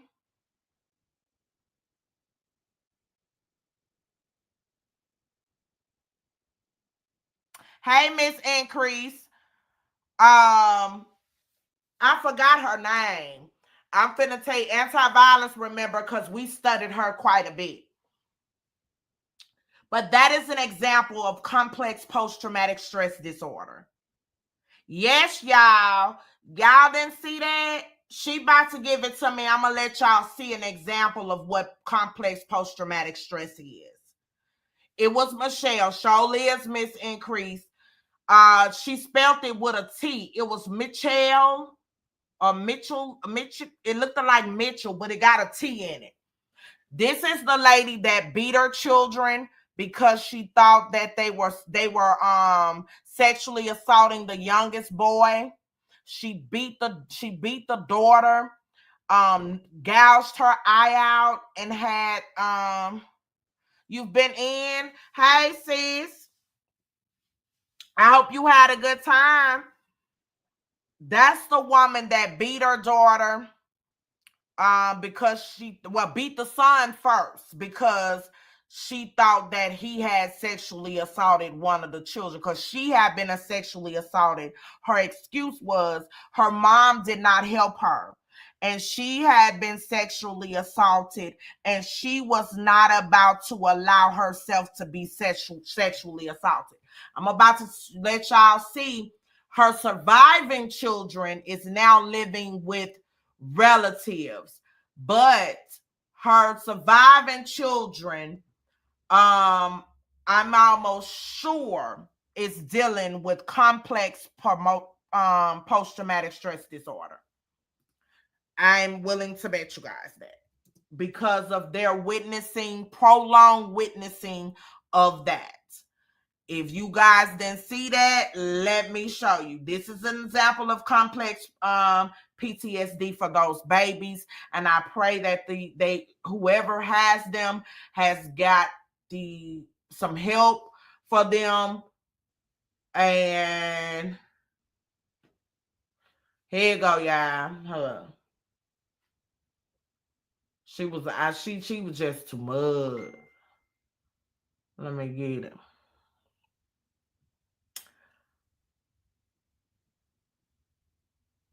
I'm trying to find the one. And then she batshit crazy too. Like, where is he? It was just sad. She killed them babies like that. And then she's a psychopath. The mother is a psychopath. Yes, she unalived her daughter and her son. I'm going to show y'all one of her interviews, how she acts. And we're going to go. Hold on. This is an example of a mother or a parent with mental illness because she's a psychopath. And her spewing them on her for children. Well, she unalived two, had them in a freezer for 2 years. They were in the freezer, frozen for 2 years. And her making her oldest daughter help put them in the freezer. Okay, let me show you guys her. This is an example of complex PTSD for the children involved, the surviving children, rather.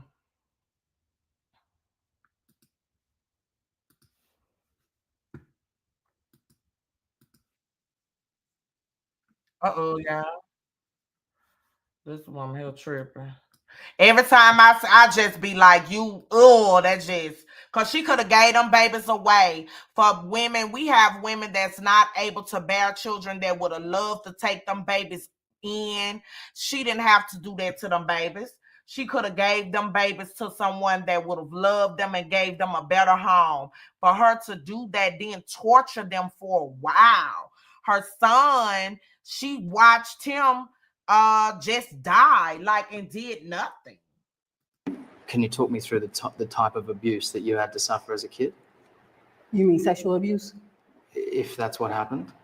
That definitely did happen to me. That's why I know exactly how would have grew up. I told my mother what happened to me, and the only thing she said was, "It's over with. So what the you want me to do about it?" What do you mean? What I want you to do? You get what I'm saying? So all I could do is go back and sit in my room and just sit there and look stupid. I'm a kid, and I'm just telling you what happened to me. You didn't do about it, and plus I still had to see the person coming in and out my house. You still friends with that person.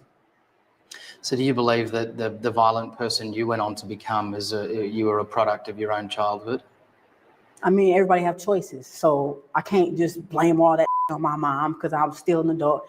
Maybe I should try hard to get over that. But anybody who knows me, that touching the kids, the molesting, that no. Yes, Brittany. If that's one thing I definitely would have killed over, We it would shared have this on always another been one. that.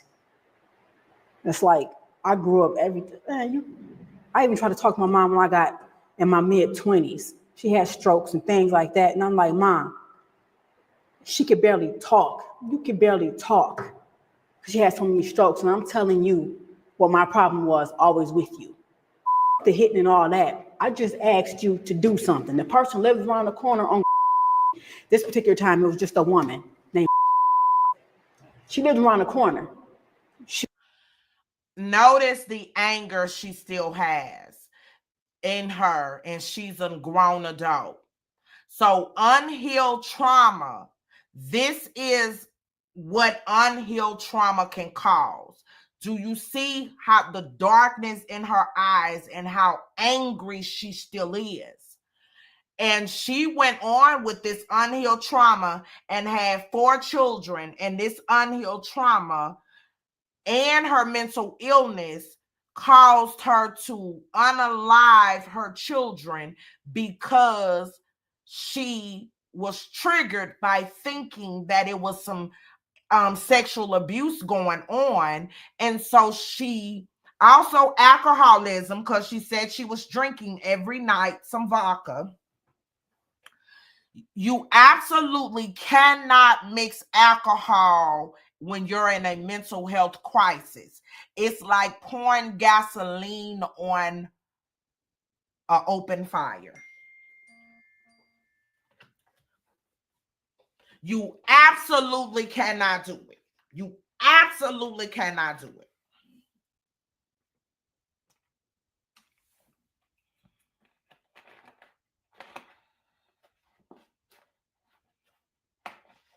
You absolutely cannot do it. So y'all pay attention to our body language. Yes, I can show the trial. Y'all want me to show her trial? How she was acting in trial?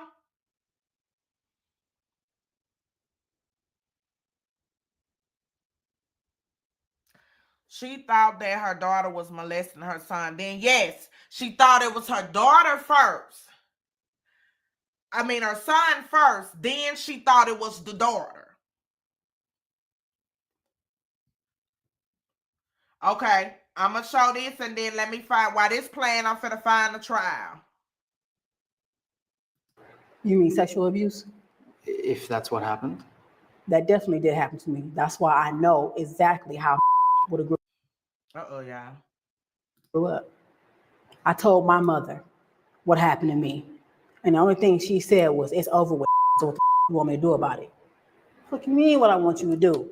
You get what I'm saying? So all I could do is go back and sit in my room and just sit there and look stupid. I'm a kid, and I'm just telling you what happened to me. You didn't do about it, and plus I still had to see the person coming in and out my house. You still friends with that person.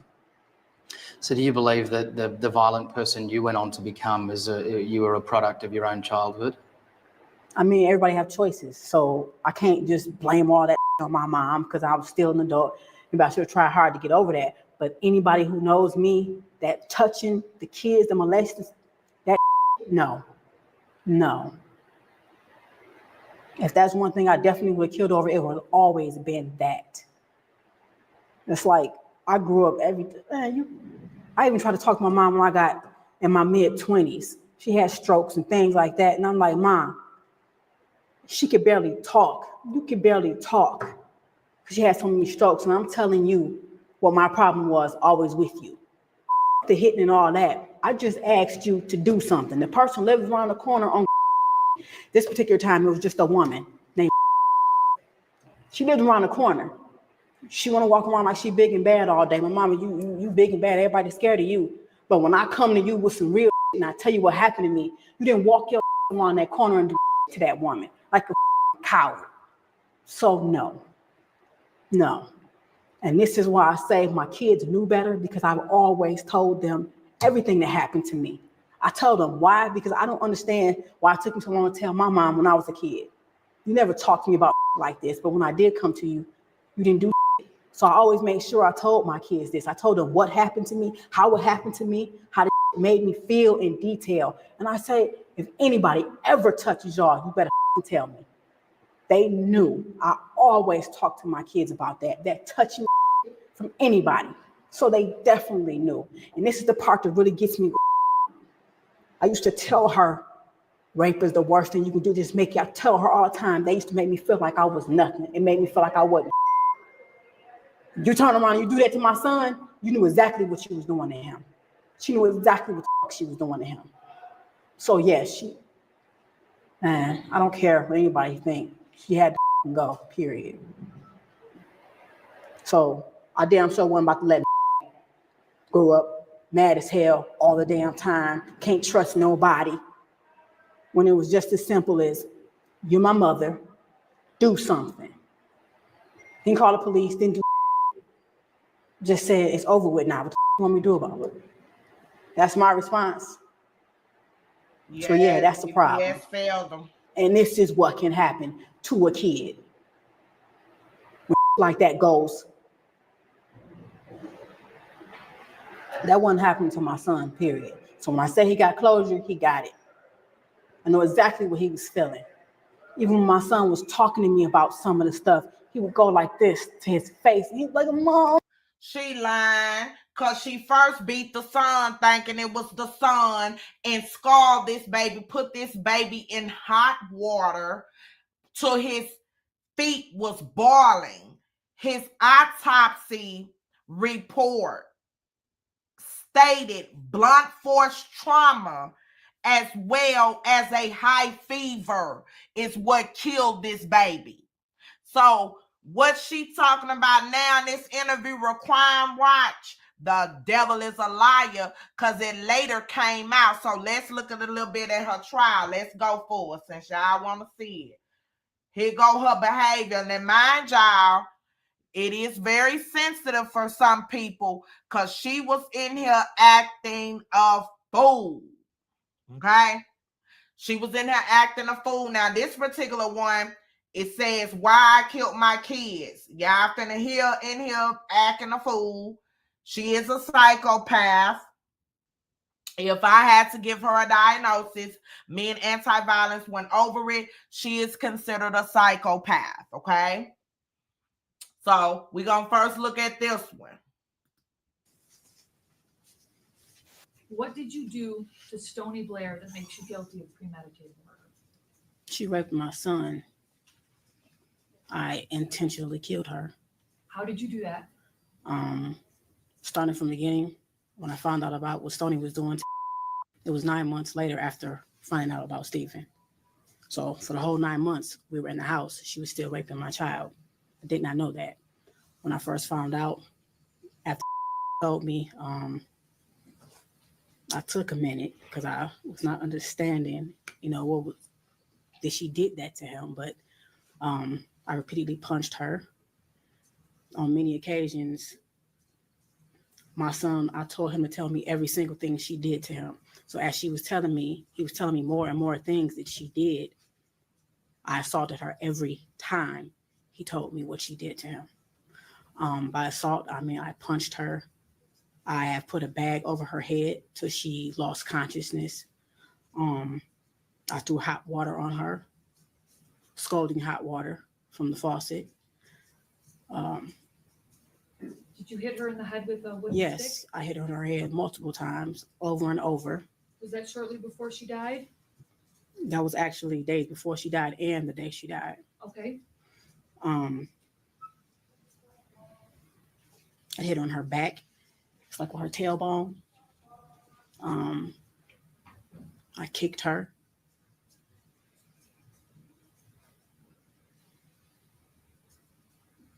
Okay, I just want to clarify a few things. And perhaps you don't know, but did this happen on or about May 25th, 2014? To the best of your May recollection? 25th is actually the day she died. Well, the day I killed her. And you said you killed her by putting a Oh, grocery bag over it's her the head? killed her just that bluntly day for me. would tell me different things because she was doing this to him for years. And I did not know that. You get what I'm saying? And I didn't find out till 9 months later. She had started with Steven. She ruined my son. Okay. She started with Steven before he even started. So, yes, I put a bag over her head, but it got worse that day. Yes, I did. It got worse that day because he would tell me how she would take her pad, her menstrual pad, and squeeze her blood out in his mouth. Okay. And it was over with after that. It was over with. You meant to kill her? I definitely meant to kill her. Oh, Wasn't an my. accident. No, not at all. If I had a chance to do it again, I would. Oh, When you went and got wow. the grocery bag and suffocated her, that was your intent? Yes. She was standing in the bathtub. I was throwing hot water on her. My son was standing to my right outside the bathroom door, and he was telling me everything he was telling me. I looked at her and I'm like, "You did this?" And she was like, "Yes." So I actually had a stick and I was hitting her in the head. Every time he told me something, I hit her very hard in her head, and I was throwing hot water on her. And when I actually took her out of the bathroom, I took her back in her room and I just kept staring at her and I said, excuse my language, to him, just like, I'm constantly asking her. She kept saying, "I hate him." And I'm like, "You hate him?" And she admitted to me that she hated Steven. She hated everybody. And I'm asking her why. She says, everybody always think so cute. And I'm like, so you brother, because you get what I'm saying. So I definitely meant to. And I do not feel any remorse for what I did to Stoney, because she had no remorse for what she did to my son. And it's not only raped him, she gang raped him with Steven. We're all sitting on the floor and he was telling me, this is how I found out about both of them doing it together. But it was too late. Steven was gone. But told me that Stoney would actually make him sit there while, in his words, her and Stoney did the nasty stuff, and then they did it to him. And So this was your way of inflicting punishment? Definitely. Okay. You say she had no remorse. As a marketing consultant, staying close to my clients is a huge part of my job. What y'all thought which is why I is love she Honeybook. It helps me almost track my boastful pipeline, about book killing projects, this kid. and gives me the Her tools to own respond to child. clients even That's when a I'm off. psychopath. This Like is automations that help me get back to the he's right an clients example at of the a right time. psychopath. It's an example. Where did that happen? What? Where did it? The death? Her actual death? Yes. Not the location of the house. Where did you live at the time? Oh. Is that in the city of Detroit? Yes. Okay. Your Honor, Go ahead. can we ask Ms. Blair if she ever actually saw or witnessed any of these acts with regard to Stoney or Steven? Okay. Yeah. Did you ever actually see anything of any sexual abuse of any kind between either Steven and Stoney? I reject her question, but I will answer it because no one will say that this did not happen, because it actually did. I just want to have a clear record. Because so far, all you've told me was that you just heard it. Did you ever? And actually that they see it? admitted it. No, I did not. You get what I'm saying? Yeah, no, I understand. But as I went back in my head and thought back to all the many things that was wrong with you over the years, and I'm like, that's what was wrong with you? He'll use the bathroom and say, "Mom, my butt hurts when I poop." I don't know. So I started giving him 100% juice to make his stool softer, maybe to help him use back. That wasn't the problem. It wasn't his stool. It was that he was being raped. Okay. My son looked me in my eyes and he gave me a very detailed account of everything they did. Was not a violent boy. He is a very sweet little boy. So for him to stand there and look at me and say, do it again, he was hurting. You know? Okay. At a certain point, I told him to stop talking. I said, Stoney, you tell me what to my son. And I said, if she said anything that's not right, tell me. She started telling me many things. And I also asked her, so why didn't Stephen tell me that when I asked him, did anybody do this to him? Why didn't he tell me that you did it to him? Because Stoney was going upstairs, beating Stephen's ass, threatening him. Basically, at a certain point, after I was hitting Stephen, I didn't want to look at him. I didn't want to look at him. So I told him to go to his room. When it came time to eat, I didn't want to take no food up. So I sent Stoney up because she volunteered, not knowing at that time that Stoney was raping either of them. But every time she went upstairs, I wouldn't have known if she hit him or not because I had put many bruises on him. So every time she went upstairs, she admitted to me that she was hitting him also, knocking the hell out of him, telling him, you better not tell her nothing. Okay. You get what I'm saying? I understand. When she admitted these things to you, were you always being physical with her? The first time, no. We were sitting there. Okay. She denied it constantly. And I'm like, Stoney, you better tell me. Sitting here, he don't know nothing about it. He constantly, you get what I'm saying? Who would admit that? Who would admit that if they did not do it? Okay. All right, tell me what happened to Stephen. Basically the same thing. Can I ask you a question first? The people standing behind me, this woman who just asked the question, is she trying to make it seem like this did not happen? No. We just have to have a clear record. Okay. But this is your time to talk. Go ahead. All we're trying to do is just make sure that the record is clear. Okay. And so don't worry about them behind you. Just do what she asked you. It is, I mean, right now, ma'am, this is just you choosing to plead guilty. The people do not have any sort of plea agreement. Yeah, because it's like I'm willing to take a polygraph test. It's like because I understand people don't want to hear me, period. But I'm willing to take it on I'm listening to everything. you. Tell me what happened to Stephen. I came home one day. My daughter, my oldest, met me at the door, and she's like, "Mom, come see what he's doing with his dials." And I'm like, "What is he doing?" He was making one dial, his little wrestle man, hump on top of the other. No, I'm like, why was you doing that? I said, anybody ever do While this? this playing, let me look it up. Let me see. Stephen, let me try to do some research on the other. So this is the first I'm hearing about that period. Because I would like to know how they doing too. Because this lady, Stoney wasn't downstairs.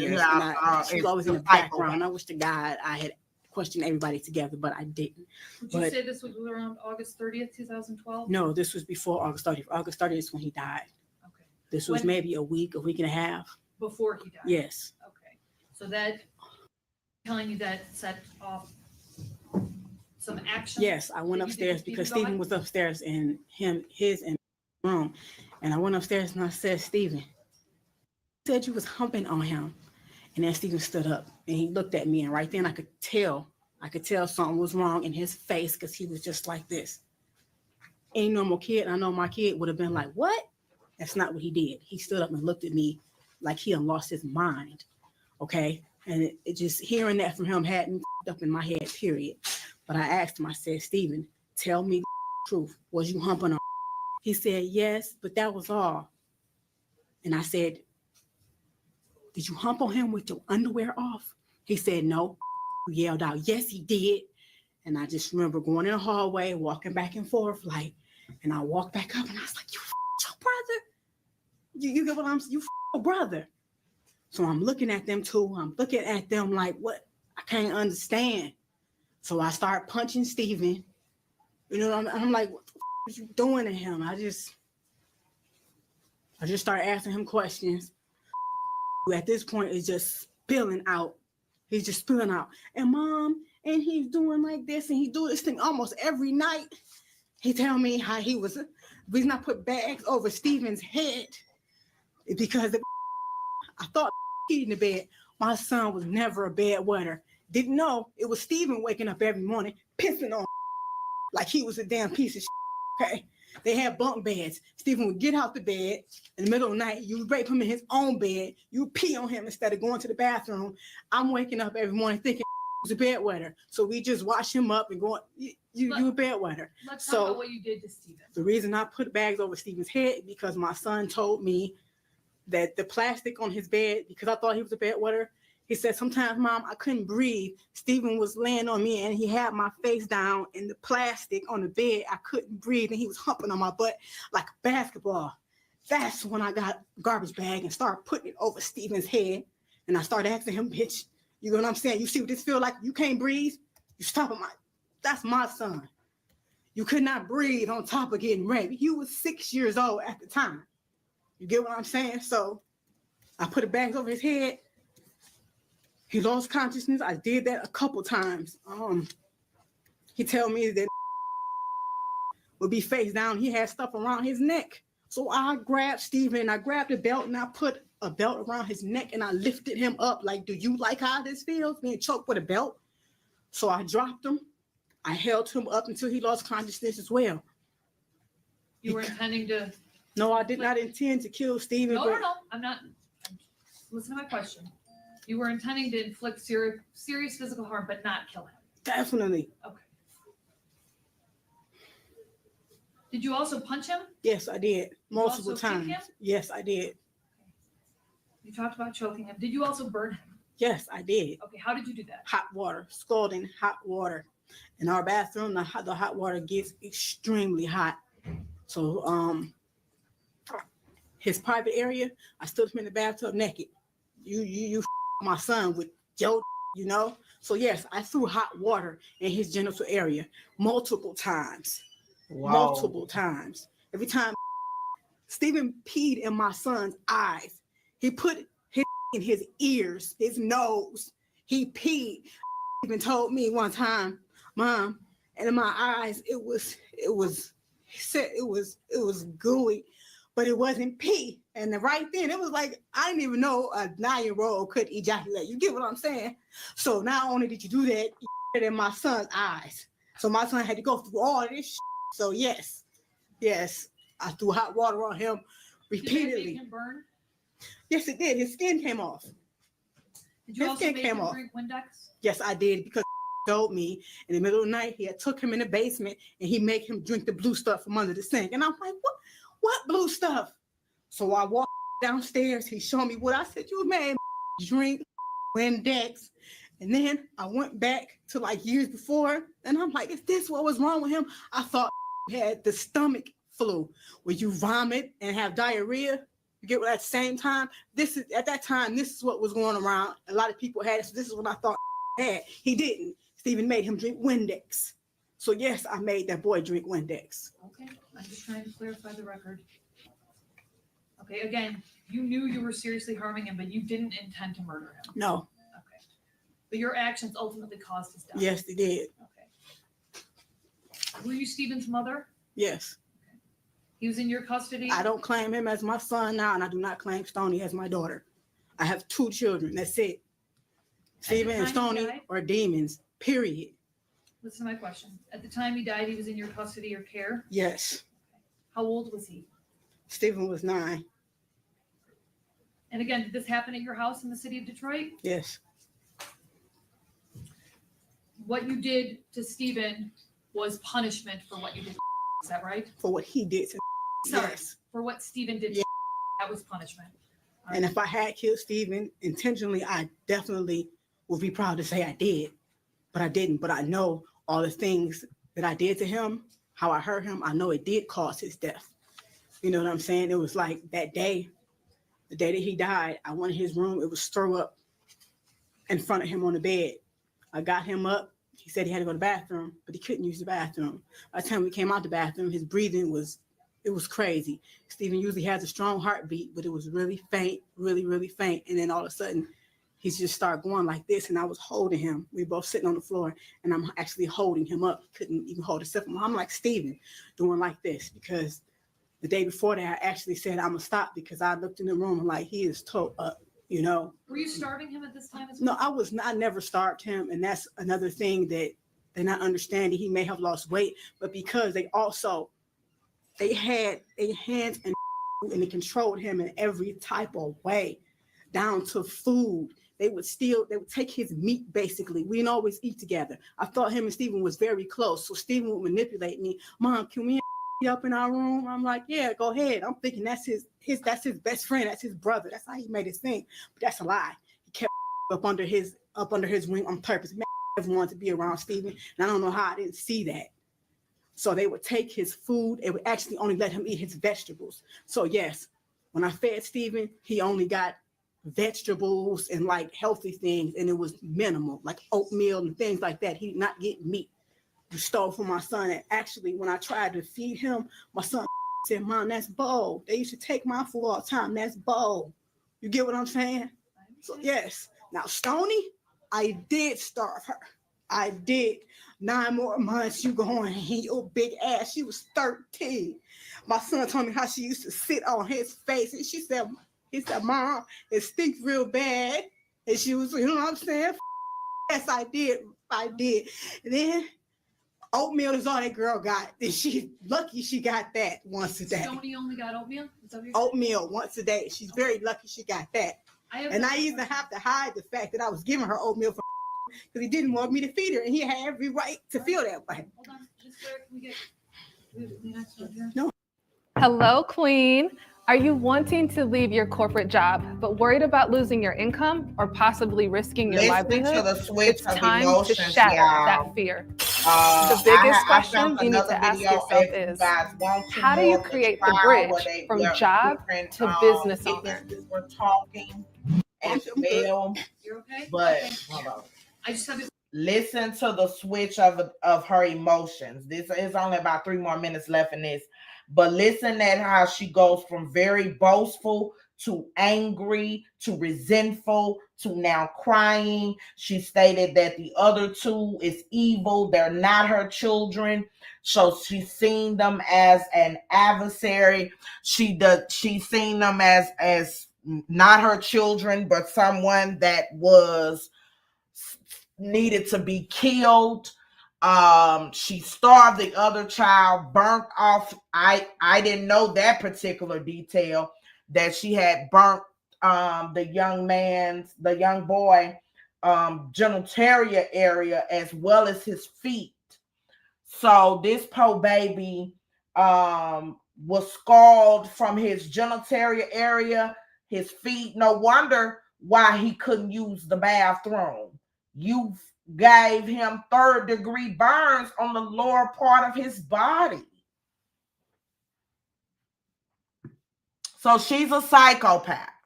I gave the definition of a psychopath. If you guys need me to give it to you again, I will do so. When you were physically harming Stephen, was it ever your intent to also cause any sort of serious mental harm? Well, I don't understand what you mean. When you were hurting him physically, was it also your intent to cause any sort of serious mental harm? What do you mean, mentally damage him? Yes. Like beating him in the head? No, like making it so that his thoughts aren't right. No, Does that never. make sense? Okay. Physical punishment on what you did to my child, because I had always told my kids the worst thing you can ever do to somebody is rape them. I always told my son that, and I always told the girls the worst thing you could do is cry rape on somebody if they didn't rape. They fully knew what they were doing. That is correct, Candy. Yes. All right, now, just so that I'm clear, you weren't allowing them to treat your other children like this, were you? What do you mean? You weren't allowing them to sexually assault. I wasn't allowing that. I never knew. That's exactly, you get what I'm saying? That's exactly what I wanted to know. You didn't know until afterwards. It's like, am I right? Yes. Okay. It's just one instance. I was asleep. Why you didn't tell me? He said, Mom, I even ran in the hallway and I had your hand. I was asleep. My son ran out and grabbed my hand. He was 6 and he was doing like this, trying to wake me up. Stephen was grabbing him back by the back of his shirt, pulling me. And I said, why didn't you just scream out? He said, I don't know.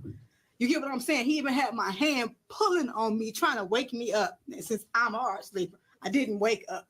So to hear my son say that to me is real up that should happen right up under my nose. So Man, I don't regret none of this. I don't regret any of it. With my son, that's my baby. There's no way that his brother and sister should know what he feels like inside. There's no way. Understood. I don't feel no remorse for the death of them demons. Okay. All right. I'm going to accept the plea unless either counsel's dissatisfied. Oh, medical examiner's report. Go ahead. Your Honor, the medical examiner report for Stephen Gage Berry is Joint People and Defense Exhibit number 1. It's dated March 27, 2015. The medical examiner's report for Stoney and Blair is Joint People and Defendant Exhibit number 2, all dated March 27, 2015. Okay, they're accepted and they're admitted. Your Honor, I'm wondering if Ms. Blair ever called the police to report this. Can you answer that question? Why is she asking? We're just trying to make a clear record. You mean to report what they had done? No. What they had done to No. But after I found out about Stephen, even before I started hitting him, I did actually call the police on advice, and I told them like a hypothetical situation, like if, because I was scared, like you get what I'm saying, what's gonna happen with my other two. I definitely want to lose. No, I was definitely about to leave after that just happened, but I called the police and I'm asking them in a case where it's one brother that's been raping the other, what can be done? Will they take both kids out of the home? And he said, well, actually, yes, they would take both kids out of the home, but this is a case for CPS. And they said, did that happen to you? And I said, no, it's actually a friend. He said, the best thing I can do. I paused it for a minute so I can answer anti-violence question. Yes, you can have narcissistic behavior traits as well as be a psychopath. So the answer is yes. So you can have a combination. You can even be diagnosed with narcissistic psychopath. So it is multiple combinations with that as well.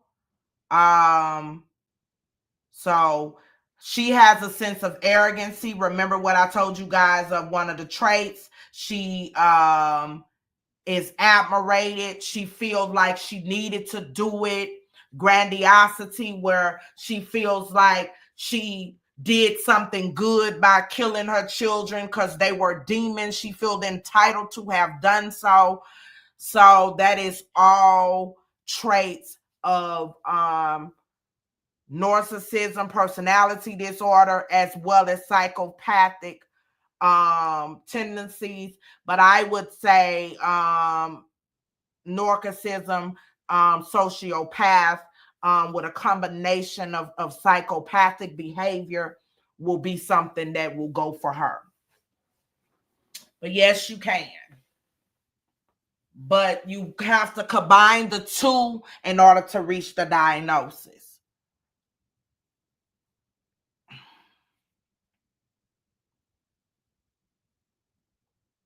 Hey, Queen Thrones, I understand, love. You know the replay definitely will be up. I have some information about ODD, what you asked me for. After we get through watching this, I'm going to talk about acute PTSD, and then I'm going to get right into the ODD and give you some resources on that. So watch the replay when you can, and it'll be up here. You're very welcome, love. I'm going to give you also some different things that you can do to help you and your family to be able to cope, because I know it is very, very hard. I, too, am a parent of a child that has a mental health crisis, and it can get hard sometimes from a lack of sleep. You feel overwhelmed. You feel like you're not doing your best. Sometimes you just feel like you need a break. And so I definitely know the feeling of that. It definitely could be overwhelming. So the information will be up there for you, love, for you to go back and look at it at your earliest convenience. All right, y'all. It's got 4 minutes left on this. Do is tell you to call CPS and they can guide you further on what to do. And they said, but basically it has to be an investigation, so both will be taken out of home. You get what I'm saying? I understand. And how they manipulate, I was their mother. So if they can manipulate me, no. No. Hold on, yeah, I don't know how they did that. I'm trying to see. Oh, there you go. And I was not letting Stoney go anywhere. I'm glad. I actually was going to turn myself in right after Stephen died. And I told my son that, I got to go, and I got to go turn myself into the police. I got to go turn myself in. And he said, turn yourself into what? And I said, turn myself into the police. That means I got to go because I killed somebody. And then he said, I don't want you to go. When he said that, that was it. So I put Stephen in the freezer, and I said, I'm going to stay with my kids as long as possible. And I'm glad I did, because if I had not have done that, I would not have found out about Stoney. You see what I'm saying? So everything happened how it was meant to happen. Okay. She could have been right with him, fooling everybody. And my son would have been totally ruined. Your Honor, I have in my hand the postmortem report for Stoney Ann Blair and for Stephen Gage Berry.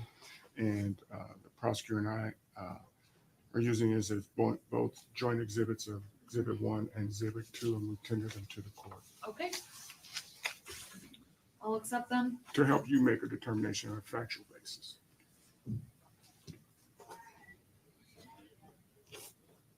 Do you need a loan for your business? Wow. Well, if you've been around for more than a year, I'm about to show you how to get up to $3 million in funding. Sounds too good to be true? Then come closer. I'm about to show you how you can act. What she done to them. That's what a postmortem report consists of.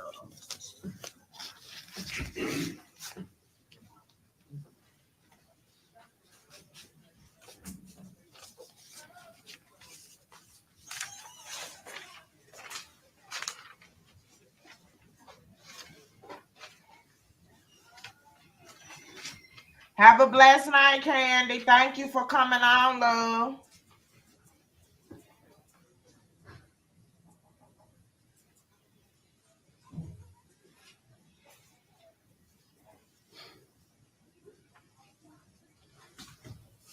Okay. The medical examiner's reports have been accepted as 1 and 2, and they are consistent with the testimony that was just provided by Ms. Blair. I believe there's a sufficient factual basis to accept the plea at this point. Counsel, are either counsel aware of any promises, threats, or inducements that were not disclosed on this record? The people are not. Defense is not here. Are counsel satisfied that the court has complied with the court rules? Defense is. Okay. I'll accept the plea. We have, I'll accept the plea as knowing, accurate, and voluntary. We have a sentencing date. In this case, it would be 2 weeks from today, which takes us to July 13th. Is that good for you, Mr. Harris? I have a question about that. I'm still in the middle of a family trial, and I go tomorrow, it's supposed to be for closing, and the 27th for best interest. So will that interfere with that? Nope. This is separate. 13th is.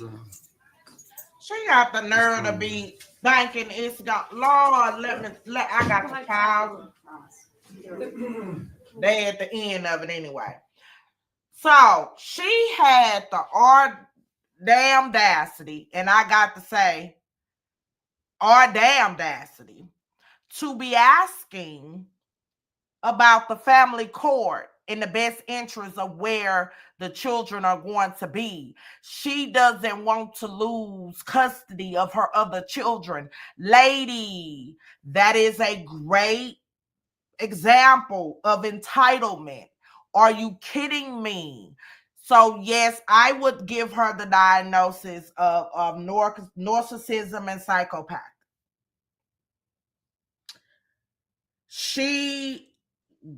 Are you kidding me? we just can't you just can't make this up. Like, you subjected your children to hearing a brother and sister be beaten. Then you subjected them to living in a home where their siblings are in the freezer. Like, what are you talking about? And then you say you don't have number 2 children, them the ones you care about, and then you want to make sure that this case for killing your kids with no remorse is not going to interfere with your family court case. What? Say it again. No. So yeah, she is an example of, and whoever has the children, y'all, has kept them out of the wait a minute.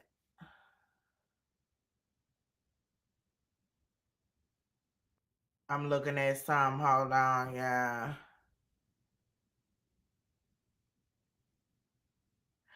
Well, Gabby Blair tells her story. That's her name, Gabby Blair. Hold up, y'all. We might have been looked up.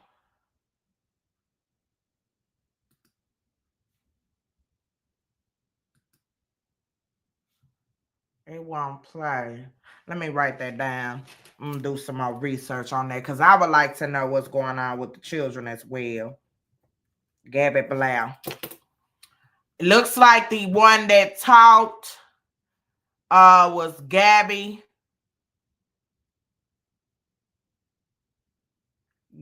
Blair, the daughter. She spoke out. Let me see something.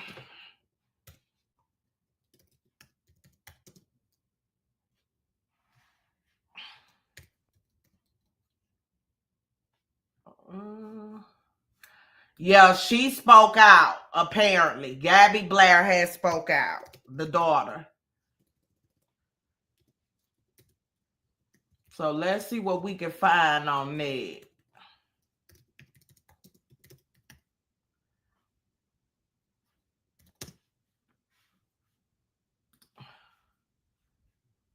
Y'all, I done found the information.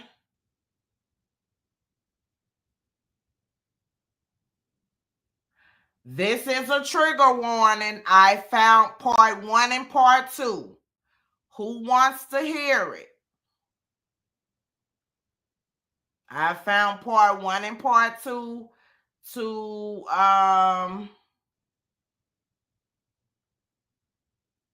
Gabby Blair's story, which is one of the surviving daughters. Again, this is a trigger. So if you are sensitive to this type of information, please exit the chat because it is a trigger. Let me also tell you guys this.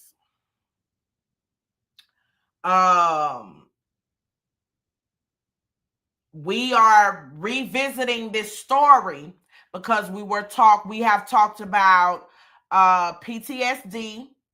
We believe that the children, and we're going to listen to her. Anti, listen as well and give me your thoughts, and I'm going to tell you guys what I think. But I believe the children are suffering from complex PTSD or acute PTSD, but because they were in the trauma for so long, that deals with complex PTSD. But keep in mind, the mother has mental health issues and it can be passed down to your children. So listening at her talk, I'm going to give you guys my thoughts on it. Okay, I got a couple of I-dos. So it is a trigger, you guys. And then please make sure you guys are like and following the page. Make sure you subscribe. Okay. Let's get it. This is part 1. Let me share my page. My screen. Okay, Candy Kisses, we finna do it. We finna get into it, y'all. Uh-oh. Wait a minute. Why it ain't showing this? Hold up. Yeah, it's showing the wrong one. Wait a minute. Mm-hmm.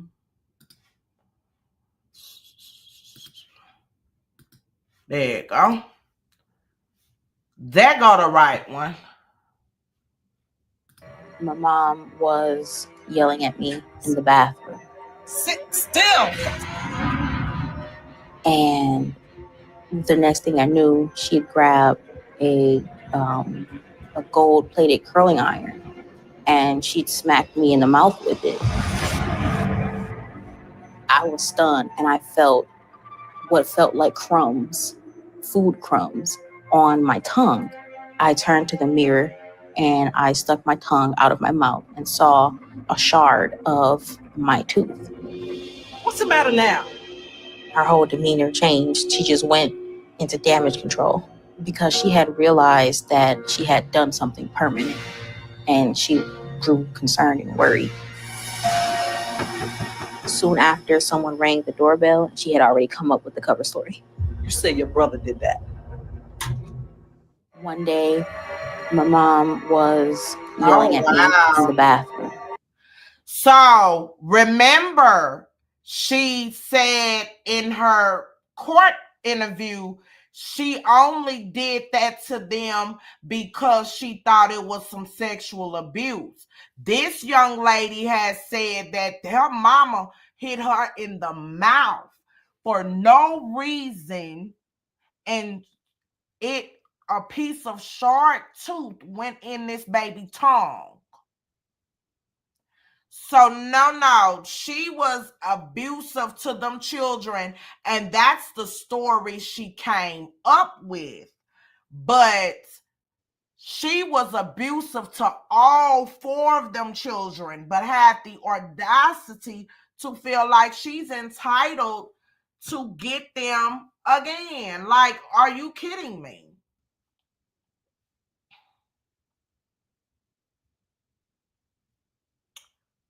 I'm trying to. They spoke with the. Oh, they terminated her parental rights, y'all. Trying to see was there any more full interviews. I don't know.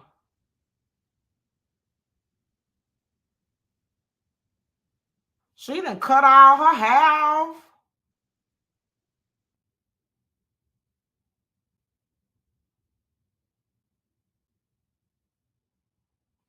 Okay, let's look at this one here. The cover story was that my youngest brother had a toy car, and he smashed the toy down onto me. My aunt comes over and she sees my tooth and she says, "What happened to Gabby?" My mom tells her the same cover story. She was playing rough again and chipped it. And my aunt is trying to offer to take me to the dentist. She's like, "Don't you want your tooth back? Don't you want to feel pretty again?" But my mom didn't take us to any dentists, any doctors, not even for checkups, because she was afraid that they would see the bruises. So my mom told my aunt that I thought that I looked unique and that I didn't want to have my tooth fixed. The cover story was that my youngest brother. Wow. So what is this, a short? Where is the full? Hold on, yeah.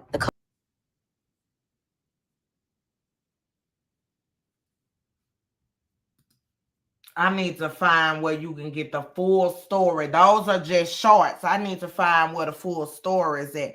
But y'all hear this baby talking. The mom was in their line. That was just a story she put in her head.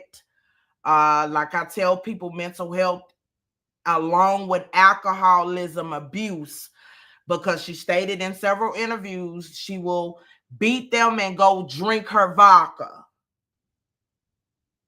So her mental health issues has caused this. And as listening at a short break, I need to find the full interview, but this is just too much. The father spoke out too, y'all. Let's see what he's saying. The girl that was killed. Let's see. Stoney was her name. Okay, so listen. See. All right. That's sad. I mean, are you kidding me? Was then bust the girl in the teeth, wasn't taking them to the doctor. Wow. Teenage girl found in her mother's freezer is talking only to 7 Action News. He wanted to get his side of the story out, so he called our Kim Russell to talk. 2 years. I had to tell my ex. She went over there. And she's sitting right there. She's sitting right there. Alex Dorsey says he didn't understand why Michelle Blair suddenly stopped letting him take his 2 daughters for visits 2 years ago until this week. That's when police found one of their 2 daughters and Blair's son dead in a freezer in her apartment. Blair allegedly confessed to killing her son Stephen in 2012 and their daughter Stoney in 2013. Beautiful shit right there. Lord mercy, my baby right there.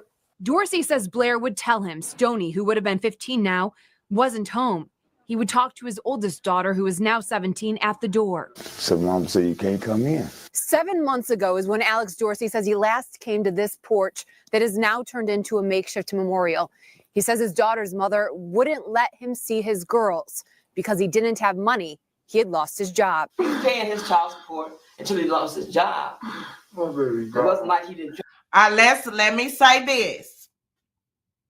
Let me say this. It is not his fault that his baby was harmed and abused, but as a father, this is just my opinion. You guys tell me what you guys think. After so many times going and she wouldn't allow them to come in, he hadn't laid eyes on his child. I'm calling the police. I'm calling somebody to see why I have not laid eyes on my child, haven't been able to talk to her. The child is you can only talk to the oldest through the door. Those are red flags. Red flags. And so she stopped 2 years ago letting him get both of them, but she was regularly letting them get them. It should have been a red flag. Do something. A concerned father is gonna just pop up. You ain't gonna get no permission. They're gonna just pop up if you are ghosting and not talking or letting them see their child. Call if you concerned, DCFS or somebody should have been involved. Because I'm sure, like this woman said, the children weren't going to the doctor or anything. So how was they in public school? Because it is a requirement to have they shots. So what didn't happen? It's more people fail these children. And I just got to keep it a book. Okay, so Brittany said, right, Kim, do something. Anti-violence say, yep, as a parent, we have a duty to protect our children. He should have called for wellness check. Exactly. I'm sorry, but our black men can do better. It shouldn't have taken him 2 years to realize his kids. Exactly. Like, I would have sent the police. Hey, look, she won't let me in. I ain't seen my daughter. I haven't been able to talk to my daughter. I'm only able to talk to my oldest daughter. I need you to go check and see what's happening. Zion said, have you listened to Dr. D. Larry? She had a study on the effects of trauma from slavery and how it affects us today. I need to check that out. I will definitely check it out, Zion. Thank you for letting me know. But now you on here crying like you failed her, sir. You failed her. And you know when people pass away, people like to exasperate the truth. They like to stretch out the truth a little bit and pretend like they were so close and they were there for you all the time, like, and be doing that Paula line, that buffoonery. And now I ain't saying that's what this man doing, but some got failed somewhere. They do that Paula line. Because he was paying child support, so he had every right to see them.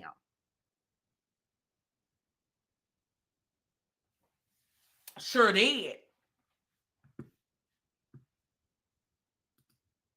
The state is now trying to take away his rights to his 17-year-old daughter. A petition says he abandoned his girls, failed to take legal action to obtain parenting time, and owes $39,000 in child support. How hard is it to hear?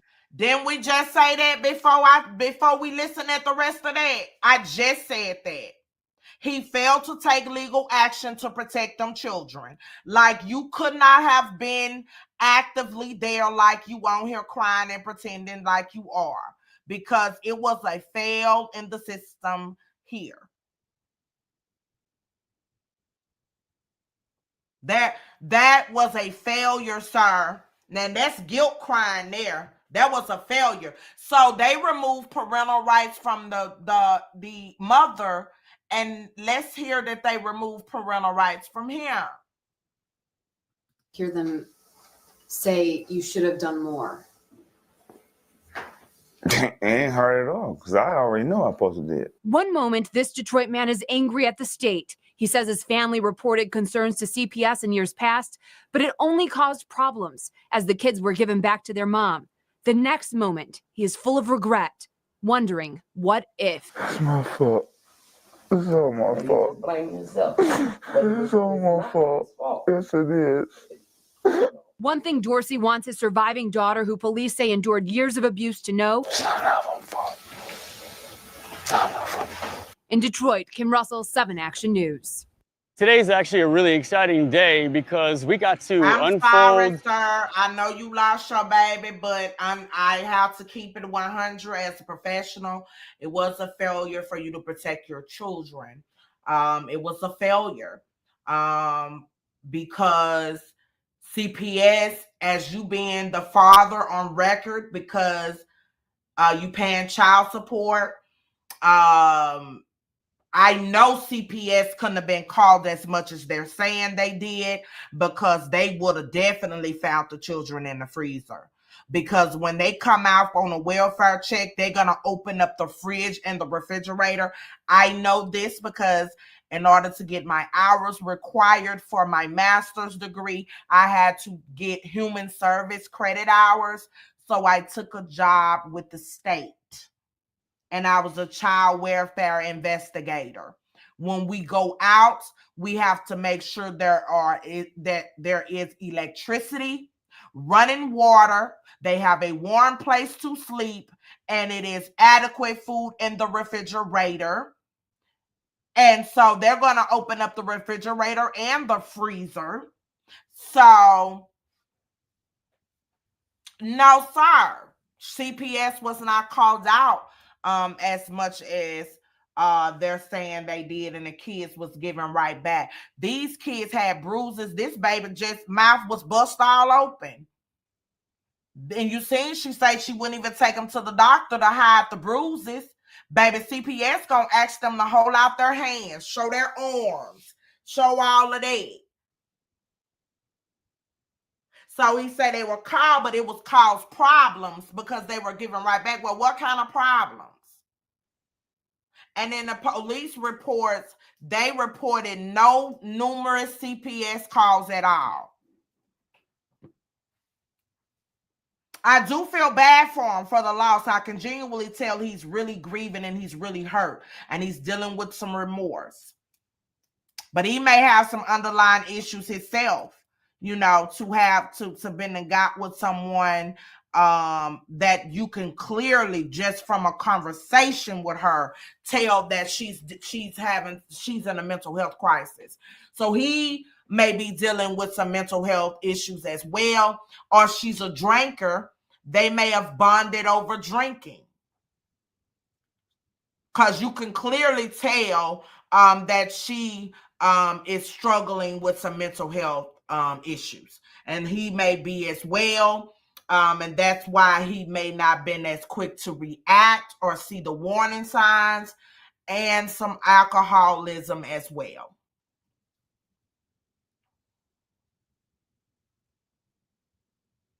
So I feel, you know, my heart goes out to him. I will find out what platform is playing Gabby's Blair full story. Because that is very interesting. Wait a minute, I got it over here. This TikTok. It's on TikTok, y'all. I don't even remember my TikTok.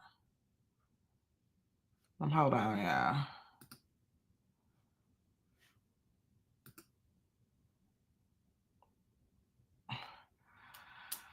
Let me log into TikTok and see what we can pock a lock on this here thing.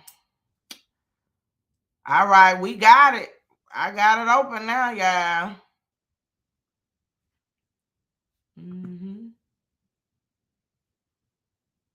Let me move it on over here on this here thing here. Let's see what we got.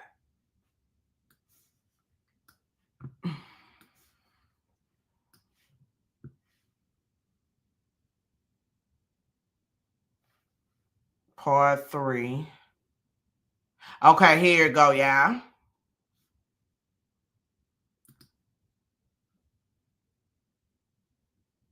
Oh, I didn't open it. Oh.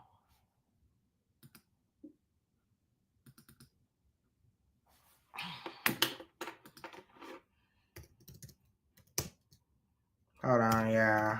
I'm finna let y'all listen at the full story of her interviews.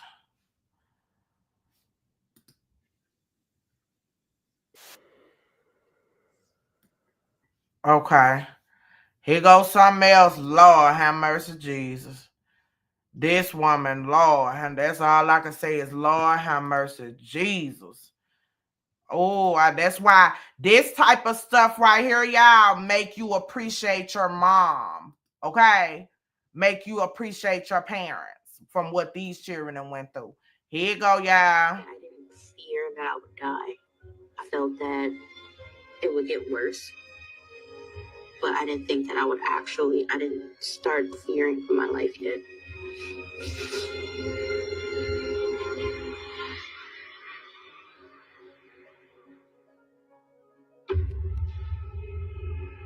My mom's method of punishment changed as we got older.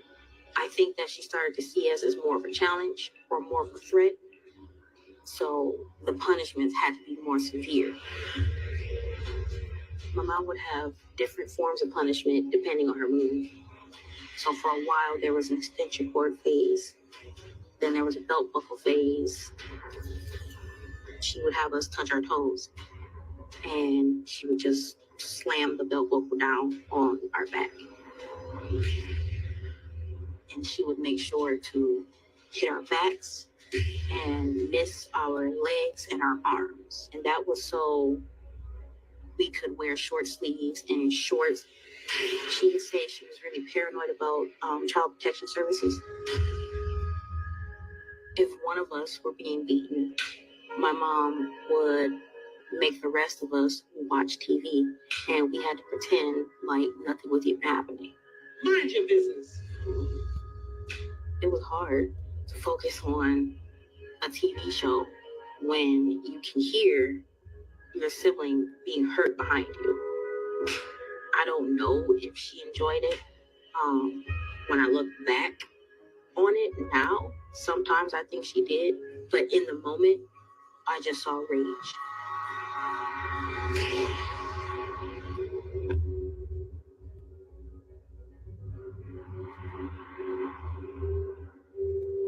As far as I feel I've come emotionally, I still see in the mirror those scars. This is from one of the toys that she threw at me, and it hit me, and it split my lip open a little bit, like right there. There's also this scar. This was from a 2x4. Wow. Some are a lot easier to hide. I have one on my arm. My mom would stand me in the bathtub and throw hot water on me repeatedly. My back also is 75% covered in iron burns, but they've healed tremendously over years, and they're barely noticeable. I thought the scars were ugly, the one on my lip, the one above my eyebrow. I thought those were ugly. But over time, I actually stopped noticing that these scars are here, and I just see my face now. Me.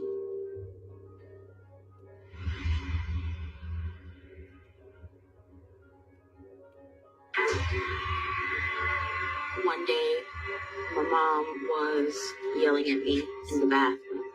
Sit still! And the next thing I knew, she grabbed a gold-plated curling iron, and she smacked me in the mouth with it. I was stunned, and I felt what felt like crumbs, food crumbs, on my tongue. I turned to the mirror, and I stuck my tongue out of my mouth and saw a shard of my tooth. What's the matter now? Her whole demeanor changed. She just went into damage control because she had realized that she had done something permanent. While my mom was making the threats of it'll get worse, at that point I didn't fear that I would die. I felt that it would get worse, but I didn't think that I didn't start fearing for my life yet.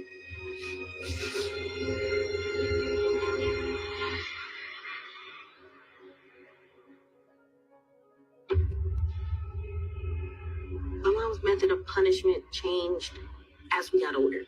I think that she started to see us as more of a challenge or more of a threat. So the punishments had to be more severe. My mom would have different forms of punishment depending on her mood. So for a while, there was an extension cord phase. Then there was a belt buckle phase. She would have us touch our toes. And she would just slam the belt buckle down on our back. And she would make sure to hit our backs and miss our legs and our arms. And that was so we could wear short sleeves and shorts. She would say she was really paranoid about child protection services. If one of us were being beaten, my mom would make the rest of us watch TV, and we had to pretend like nothing was even happening. Mind your business. It was hard to focus on a TV show when you can hear your sibling being hurt behind you. I don't know if she enjoyed it.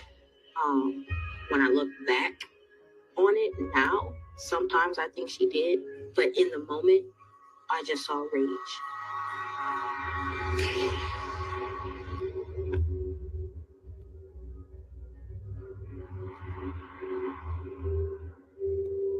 As far as I feel I've come emotionally, I still see in the mirror those scars.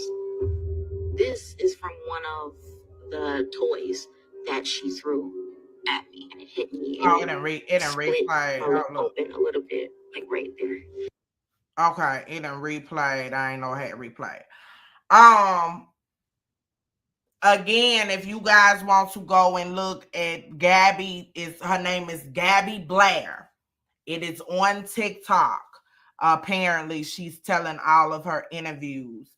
I'm going to dive into acute PTSD and give the oppositional defiance disorder for Queen Thrones, but we definitely can revisit Michelle, whatever her name is, Blair. As you guys hear now from her daughter, she was abusing these children, and that is just an excuse she used to kill those two babies and torment them. Through one of her mental health crisis episodes, she abused her children a lot. She says she has a lot of burns on her back. She still have scars right today of pain being inflicted on her. Scalding them, burning them was a method of her abuse. So when she says she scalded the baby because he was essaying one of the other child, I believe that that is a lie, because the daughter has just stated that that is a form of abuse that she uses on them. So I do believe that that is made up, and she is a narcissist psychopath. And that is very serious. She has no empathy for killing her children. She will kill again. And she needs to be locked up for good. On here, Pretty T asked, let me see. She said the neighbors, the schools, why nobody helped these kids? And it was in one of the interviews, she did say CBS came to her home. Why they never took the kids? The oldest daughter cleans up the house, and the daughter that was getting abused hid under the bed like her mother told her to do. And they weren't enrolled in school yet. Like, why are they not in school yet? How you not go to enroll them in school and nobody paid attention that they wasn't in school? That's why I say the father has to take some accountability, because are you asking for report cards? He just was not involved, as he's stating on his interview. I don't believe the sexual abuse story any. Yes, Cree, it is so crazy. I don't believe the sexual abuse claim as well. I think she was polyline. She was in one of her mental health crises. A psychopath goes through quite a bit of things. They're very manipulative. They're dishonest. They lack remorse, and they lack empathy. Don't that describe her? That's what a psychopath is. She has no empathy. She was almost boastful that she killed these babies. She was like, I'll do it again. I'll do it again. And that just breaks anybody's heart to hear someone, especially a mother, say she'll kill him again. If she had it to do over, she don't have no remorse. That's what a psychopath is. Arrogancy. That's where the narcissism comes in at. Selfishness. Very selfish. Lack of control. To have both the narcissism and a psychopath is what I was telling you guys. You have to have a sense of entitlement, exploitation of others, and a lack of guilt.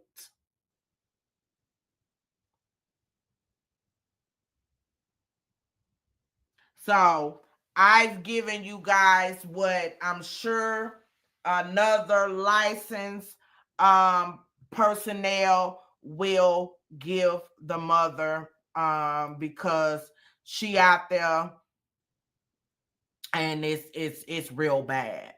But Gabby Blair, she is on TikTok. Her interviews is on TikTok. We will be covering more stories to dive into mental health on some of these killers, some of these mammies that have done these to these babies. We will go into the court cases and dive in because you guys seem to like that. So when I do some of these mental health shows, I will dive in and continue to give you guys example of real life people that are suffering from that. Listening to Gabby, as I stated, I do believe she is suffering from complex PTSD because she has a lot of hurt in her voice when she's speaking about the incidents of what her mother has done. She also was scared of her appearance, her face. She didn't like herself very well. She says she now feels like she looks like her. Hello, in my observation. How you doing, love? Anti-violence said, with the option to give up your children these days, there is zero excuse for what this woman did to those children. That is absolutely correct. So with the children not being in school, no report cards, no anything. If there were any, well, her mom, the mother's mother, ended up dying from, she had a lot of strokes and she ended up dying. But the father's mother appears to be there. She holding him and all of that. But where was the consoling for the children? Where is y'all ain't asked for no report cards, no nothing. Like, what's happening here? Like, you know, and that's why I said usually you trauma bond, and I can't see no man without having some mental health issues himself to be in toleration of her. Because soon she opens up her mouth, you can tell that she has some mental illness, and she occasionally and often suffer from a mental health crisis. So, where were we? We were on complex PTSD.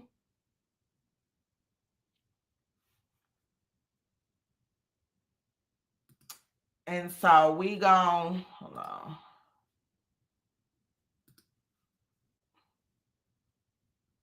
I love to cite where I get my information from.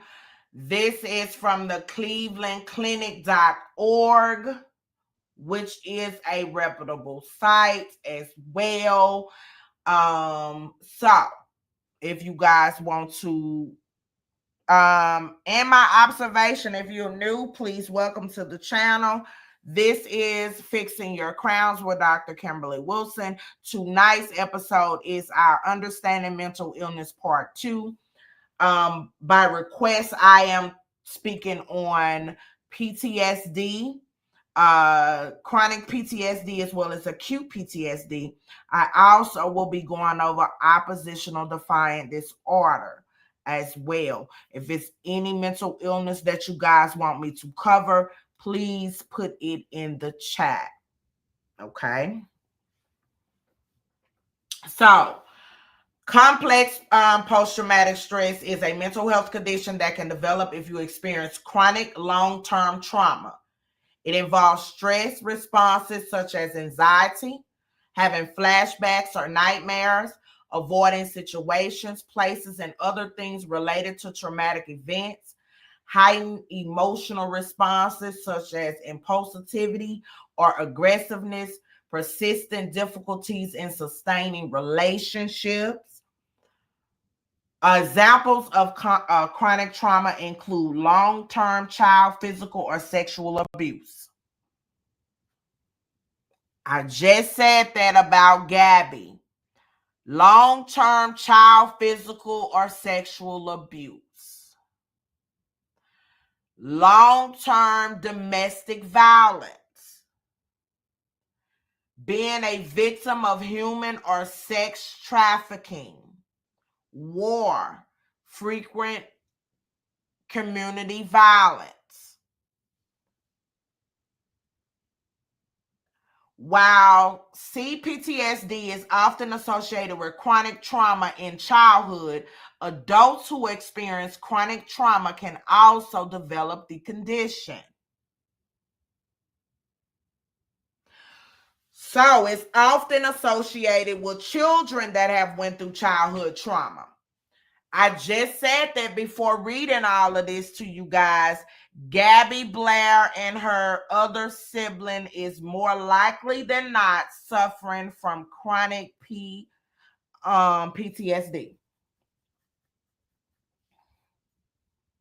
I can hear it when she's talking. So I pray that she's in therapy.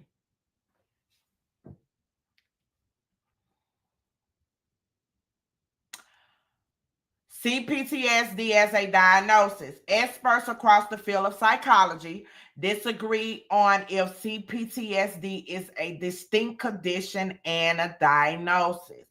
For an example, two organizations that publish professional reference books have different options about CPTSD. In 2019, the World Health Organization listed CPTSD in its 11th revision of International Classifications of Diseases, which is the ICD-11, which is how the doctors and all of that get their money. That's what they use for billing purposes. Doesn't recognize CPTSD as a distinct condition.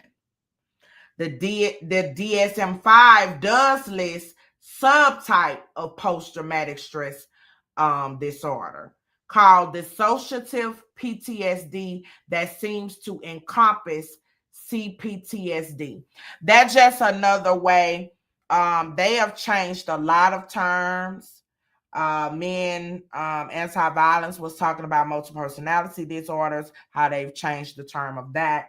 It's basically you have to reword it for the new ICD-11, ICD-10 and 9. It was the old way, but now they've went in to kind of fancy it up, which means it's more money to the health officials. It's all about money. So the different names is still the same old thing. It's just fancied up for more money. Some experts believe CPTSD, PTSD, and borderline personality disorder may exist on a spectrum of trauma-related mental health conditions that vary in severity of their symptoms. I'm about to tell you guys what is the difference between CPTSD and PTSD. The main difference between PTSD and CPTSD are the length of trauma and the symptoms, which means PTSD symptoms usually occur within a month, and it is a trauma that just has happened to you. And CPTSD is years and years of being exposed to trauma.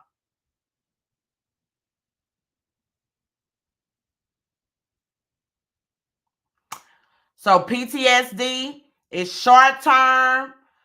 CPTSD is long term. That's the short version and an explanation. But both of them involve symptoms of psychological and behavior responses. Correct. Complex PTSD is caused by prolonged trauma of years and years and repeated and also repeated. Years and years and repeated trauma. Both.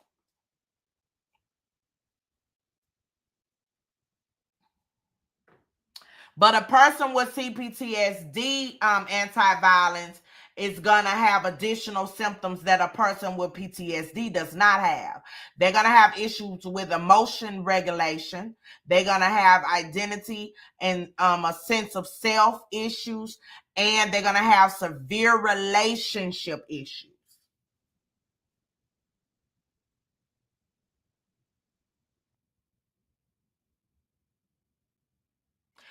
Also, borderline personality disorder also mimics the symptoms of CPTSD because of the impulsive behavior. Both have symptoms of impulsive behavior. Difficulty of forming a relationship. So it's kind of difficult on which diagnosis to give a client if they are exhibiting this, because the borderline personality disorder and CPTSD, that's why it's important to know the history. History is important when diagnosing with complex PTSD because it mimics borderline personality disorder. Now, I'm dropping gems that the Google doctors will not know. This is not something that the Google doctors will know, okay? This is not something that can just be picked up off of the internet. So if you hear someone talking about this, you know it came from Fixing Your Crown with Dr. Kimberly Wilson. Okay? All right, catch the replay, love. Be safe on your way home, and you have a blessed night as well. So, as I stated, you have to know the history. The history comes into play very, very deeply when you are trying to get a correct diagnosis with someone with CPTSD and borderline personality disorder, because the symptoms mimics each other.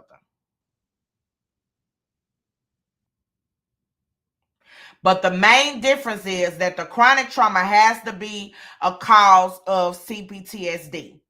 That's the way you'll know. That's where the history comes into play. If you ask someone what they've been through, and if you find out coming up they were sexually abused, and it happened up until they was about 15 or 16.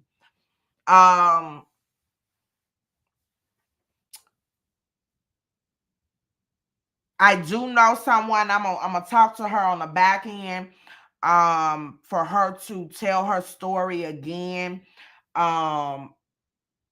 because I believe also that she has CPTSD, because she was exposed to sexual abuse for quite some time. So, do anybody have any questions before I move on?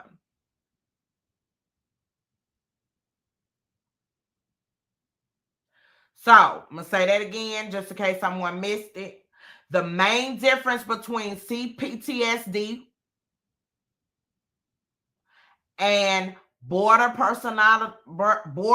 personality disorder is the length of time exposed to trauma. Whereas trauma doesn't have to be the cause of borderline personality disorder. Trauma does not have to be the cause of it, but trauma does have to be the cause of CPTSD. Okay, nobody has a question about it, okay?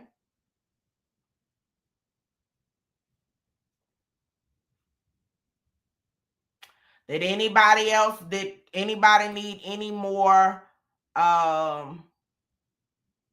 information on CPTSD before I move on to acute PTSD?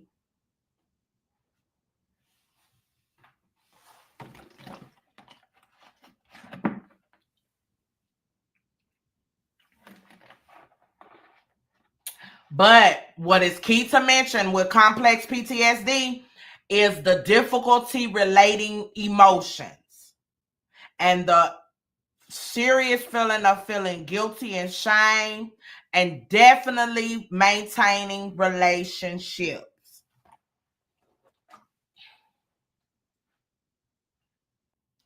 And they also think they are in danger everywhere they go, even in their home. People suffering from complex PTSD, will board up their house because they think they're in danger. They will lock themselves into their home because they feel like they're in danger. All right, no one said they had questions, so we're going to go to acute PTSD. That is what my daughter was diagnosed with. It is a mental health condition that develops shortly after experiencing a traumatic event, such as a national disaster, violent crime, or serious accident. I also was diagnosed with acute PTSD. I developed it shortly after a violent crime committed against me, which is domestic violence. Symptoms of acute PTSD typically appear within 3 days of the traumatic event and last for up to a month or longer. It's intrusive thoughts or flashbacks of the event, which means nightmares. Or you could just be sitting and you just hear about it and you just start crying.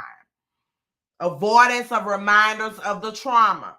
Negative change in mood, such as irritability, difficulty sleeping, and a loss of interest. That happens if you have been a victim of something violent. That happens because I had to call anti-violence and was like, whoa, what is this? So you will have changes in mood, irritability, crying all of a sudden. It's just like, it's for real.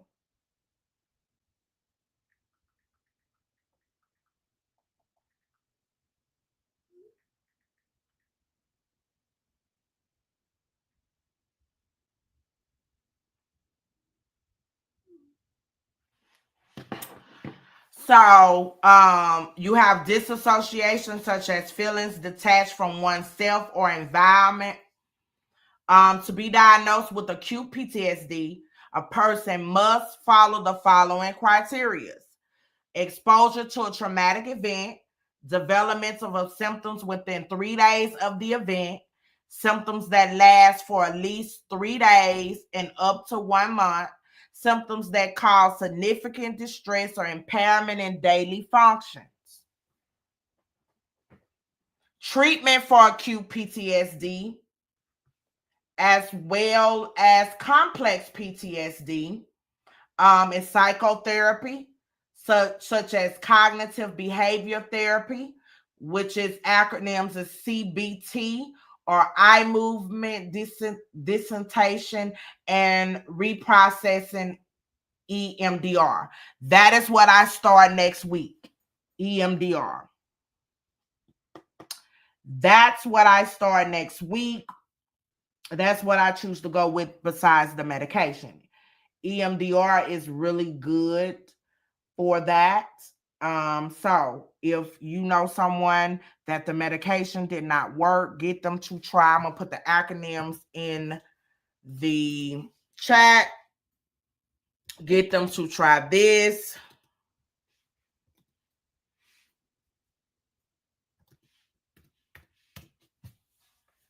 Get them to try EMDR therapy. Also, we know the treatment is medication such as antidepressants, anti-somatic drugs may also be prescribed in some cases, and anti-anxiety medication. With appropriate treatment, most people with acute PTSD recover within a few months. However, some individuals may develop chronic PTSD, which can last for more than 6 months.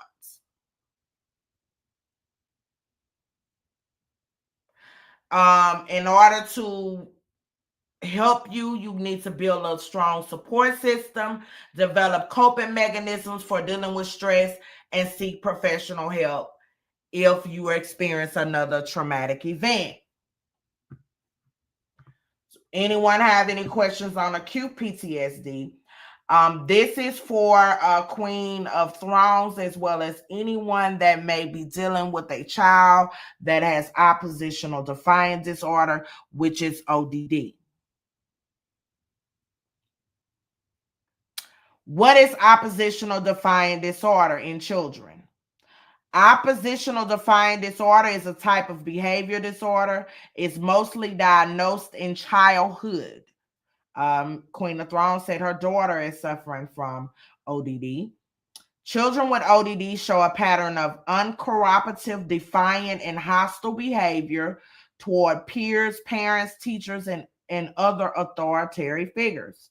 They are more troubling to others than they are to themselves, which means they will give you hell, but they pretty good to themselves.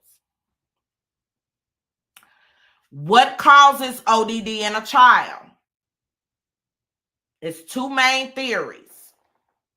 And this is from the hopkinsmedicine.org. Okay. I'm referencing some of my information. Developmental theory. This theory suggests that the problems start when children are toddlers. And children and teens with ODD may have had trouble learning to become independent from a parent or other main person to whom they are emotionally attached. Their behavior may be normal development issues that are lasting beyond the toddler years. Learning theory. This theory suggests that the negative symptoms of ODD are learned attitudes. They mirror the effects of negative reinforcement methods used by parents and others in power. The use of negative reinforcements increases the child's ODD behaviors. That's because these behaviors allow the child to get what they want, attention and reaction from parents or others. What children are at risk for ODD? ODD is more common in boys than girls, okay? This is what the scientific community is saying, that ODD is more common in boys than girls. Children with these mental health problems are also more likely to have ODD.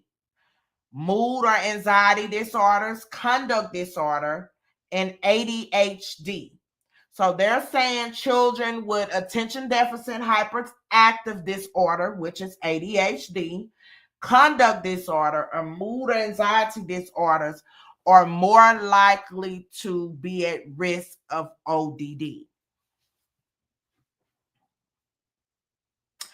These are the symptoms of ODD. And most symptoms are seen in children and teens with ODD around 2 or 3 years old, or is seen during their teen years. Many children tend to disobey, argue with parents, or defy authority. They may often behave this way when they are tired, hungry, or upset. But in children and teens with ODD, these symptoms happen more often or more severe.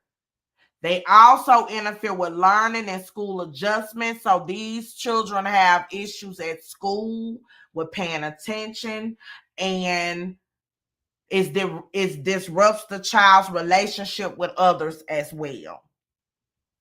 Some of the symptoms is having frequent temper tantrums. Okay. That is one of the indications of ODD, which is oppositional defiance disorder. They have frequent temper tantrums. They like to argue a lot with adults. That can also be just disrespectful. So y'all, please don't go out and say these babies have ODD if they just being disrespectful. And they need to be put in their place, okay? ODD is a illness and should be taken very serious. But just because they arguing with adults or maybe throwing temper tantrums, they may just be trying to get their way. Doesn't necessarily mean that they are ODD. They need to be took to a licensed mental health therapist, psychologist, that specialize in treating of ODD. Okay? Specialized means they are certified and they have treated numerous of patients with ODD. refusing to do what adults ask, always questioning rules and refusing to follow rules, doing things to annoy or upset others, including adults, blaming others for child's own misbehavior or mistakes, being easily annoyed by others, often having an angry attitude, speak harshly or unkindly, seek revenge or being vindictive. Also, this is key, guys, for you guys to know. ODD can be moderate, severe, or mild. It just depends. It can be mild, where the symptoms occur in the house or at school.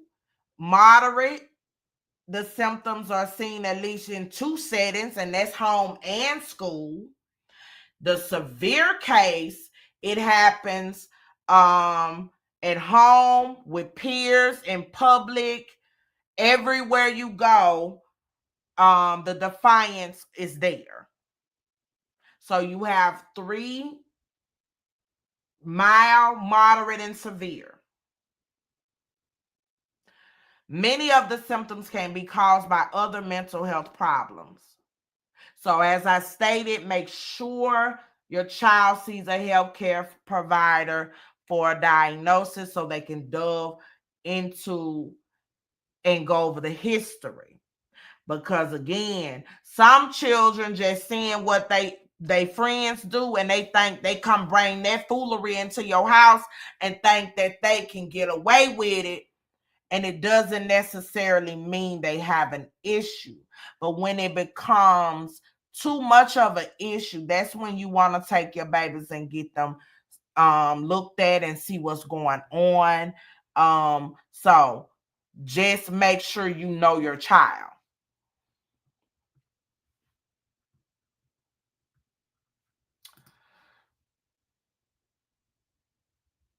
So therapy. This is what I wanted to give for Queens of Thrones. The best therapy, in my educated opinion, is cognitive behavior therapy. I'm not sure if your daughter is doing that or anyone else that is suffering from ODD. It's cognitive behavior therapy, which is acronyms is CBT.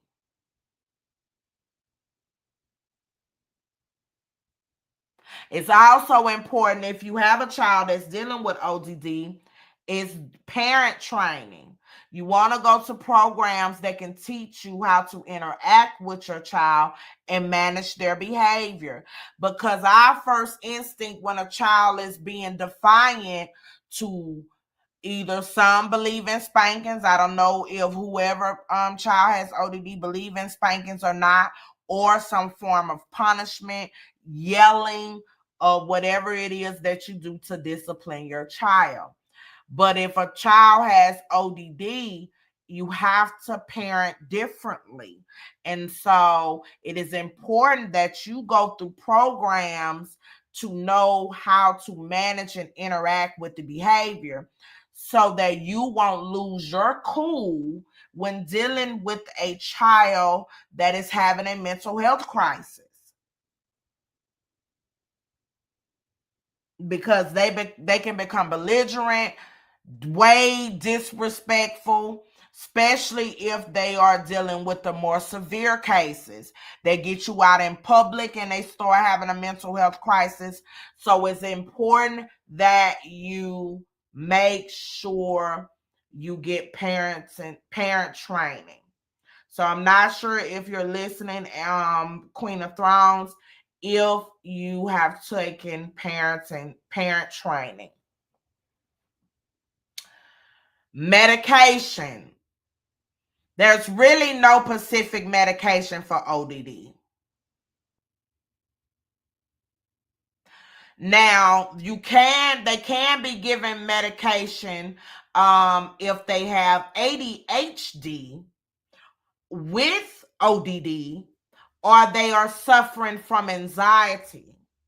But there really is no medication specifically for ODD. So anyone with a child with ODD, if they do not have ADHD or some type of anxiety issues, do not let them over-medicate your child. Because long-term, the medication will harm other parts of their body. So if they don't have an additional mental health illness with ODD, cognitive behavior therapy is your best option. Okay? I'm going to say it again. If they don't have any underlying mental health illness combined with ODD, the best treatment for ODD is cognitive behavior therapy. Okay? Also, you want to make sure you get them some school support. The guidance counselor has to be your best adversary when your child is at that school.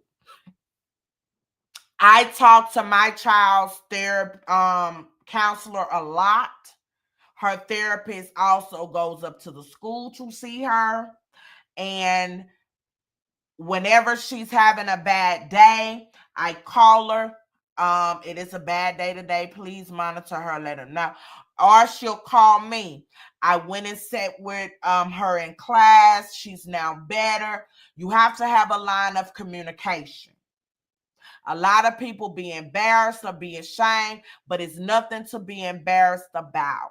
We have to get our babies the help that they need to be the best version of themselves that they can be. And talking about it, getting help with every place that they're located is key. School, you need to have a adversary there.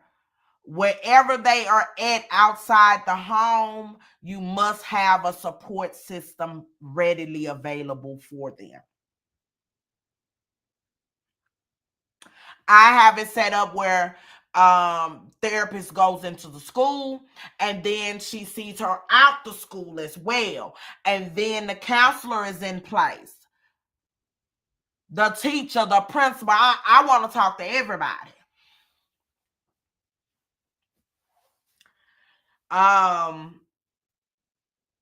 You want to have family therapy. Because children with ODD, or if they have ADHD with it, or any type of other mental illness, can cause a really bad toll on a family. It can tear a family apart. So it's very important that you guys go see a family therapist to help you guys with communication, strengthen the relationship. Also, if you have a family member that don't understand ODD, what to expect, it is important to go through family counseling so that so they can get their feelings out and heal as well, because it takes a toll. It's very important when you're dealing with a child with ODD for stress management. Do some stress management skills. Tapping is great for this. It can help you when the stress is overloaded. So go back and watch the tapping techniques for everyone that wanted to know about ODD. That will help you on one of those days where your child is really in a serious mental health crisis and their behavior has been unbearable. The tapping will really help you to be able to de-escalate yourself in your stress. Support groups for parents and families that are going through ODD is very important. To help better understand, they may be able to provide some tips that will help you be able to use in your own home. It also helps when you're going through something to know that you're not alone. And so talking to other families and mothers or fathers that may be going through it will also help lift the burden of going through what you may be going through. As I stated, counseling is definitely important, but medication, remember, there is no specific medication for ODD. If a licensed professional tell you that, they have told a lie. The only time medication needs to come into play is if the child has another additional mental health condition.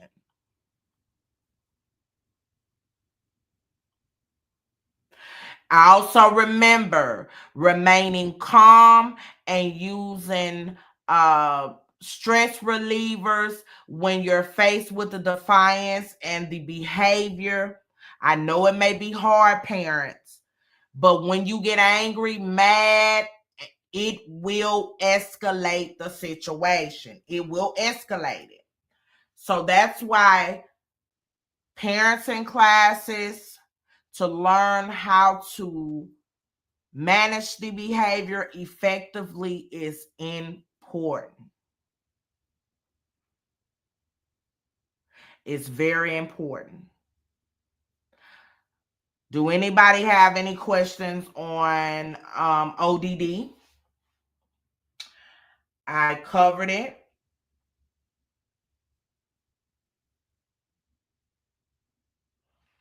In its entirety, as well as treatment goals and what should be done and what should not be done.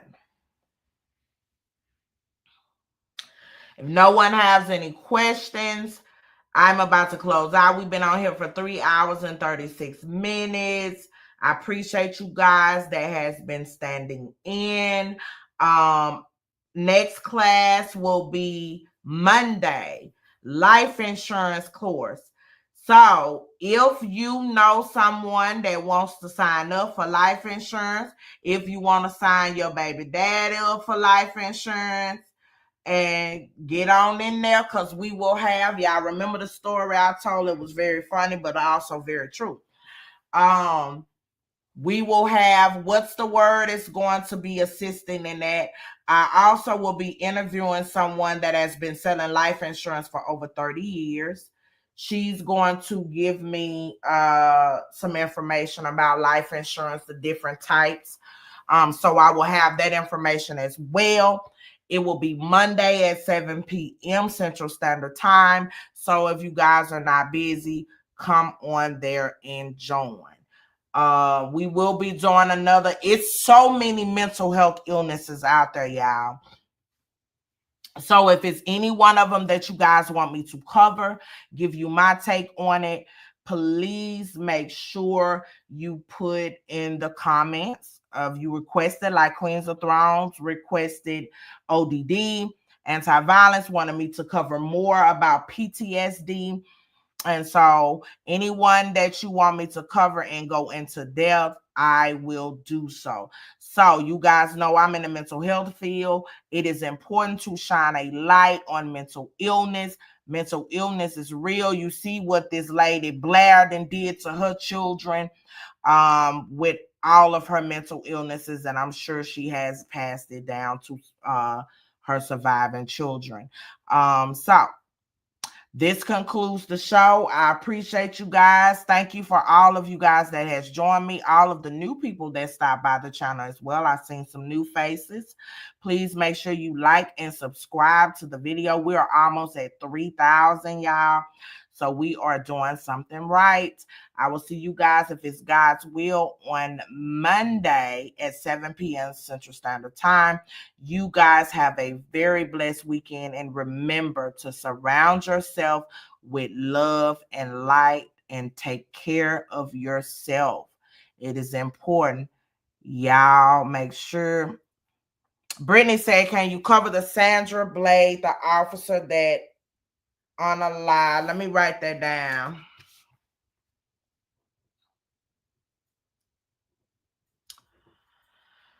Sandra.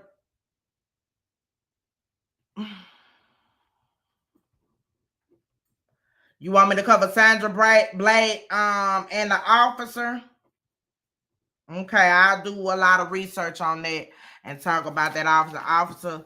But it's a lot I can say about that. But yeah, I'll do that on one of the shows. I'll look into it and do some research so I can have it for you guys. All right, you have a good night, y'all. Be blessed. You be blessed as well. Yes, I will go over the mindset of the officer. A lot of them get into law enforcement with mental health issues. And I don't know how they're able to pass the psych eval, because we have to do a psych evaluation. So, but I will get involved. I will get more in depth in that as well. You guys have a blessed night. Talk to y'all soon. Have a great weekend. Bye.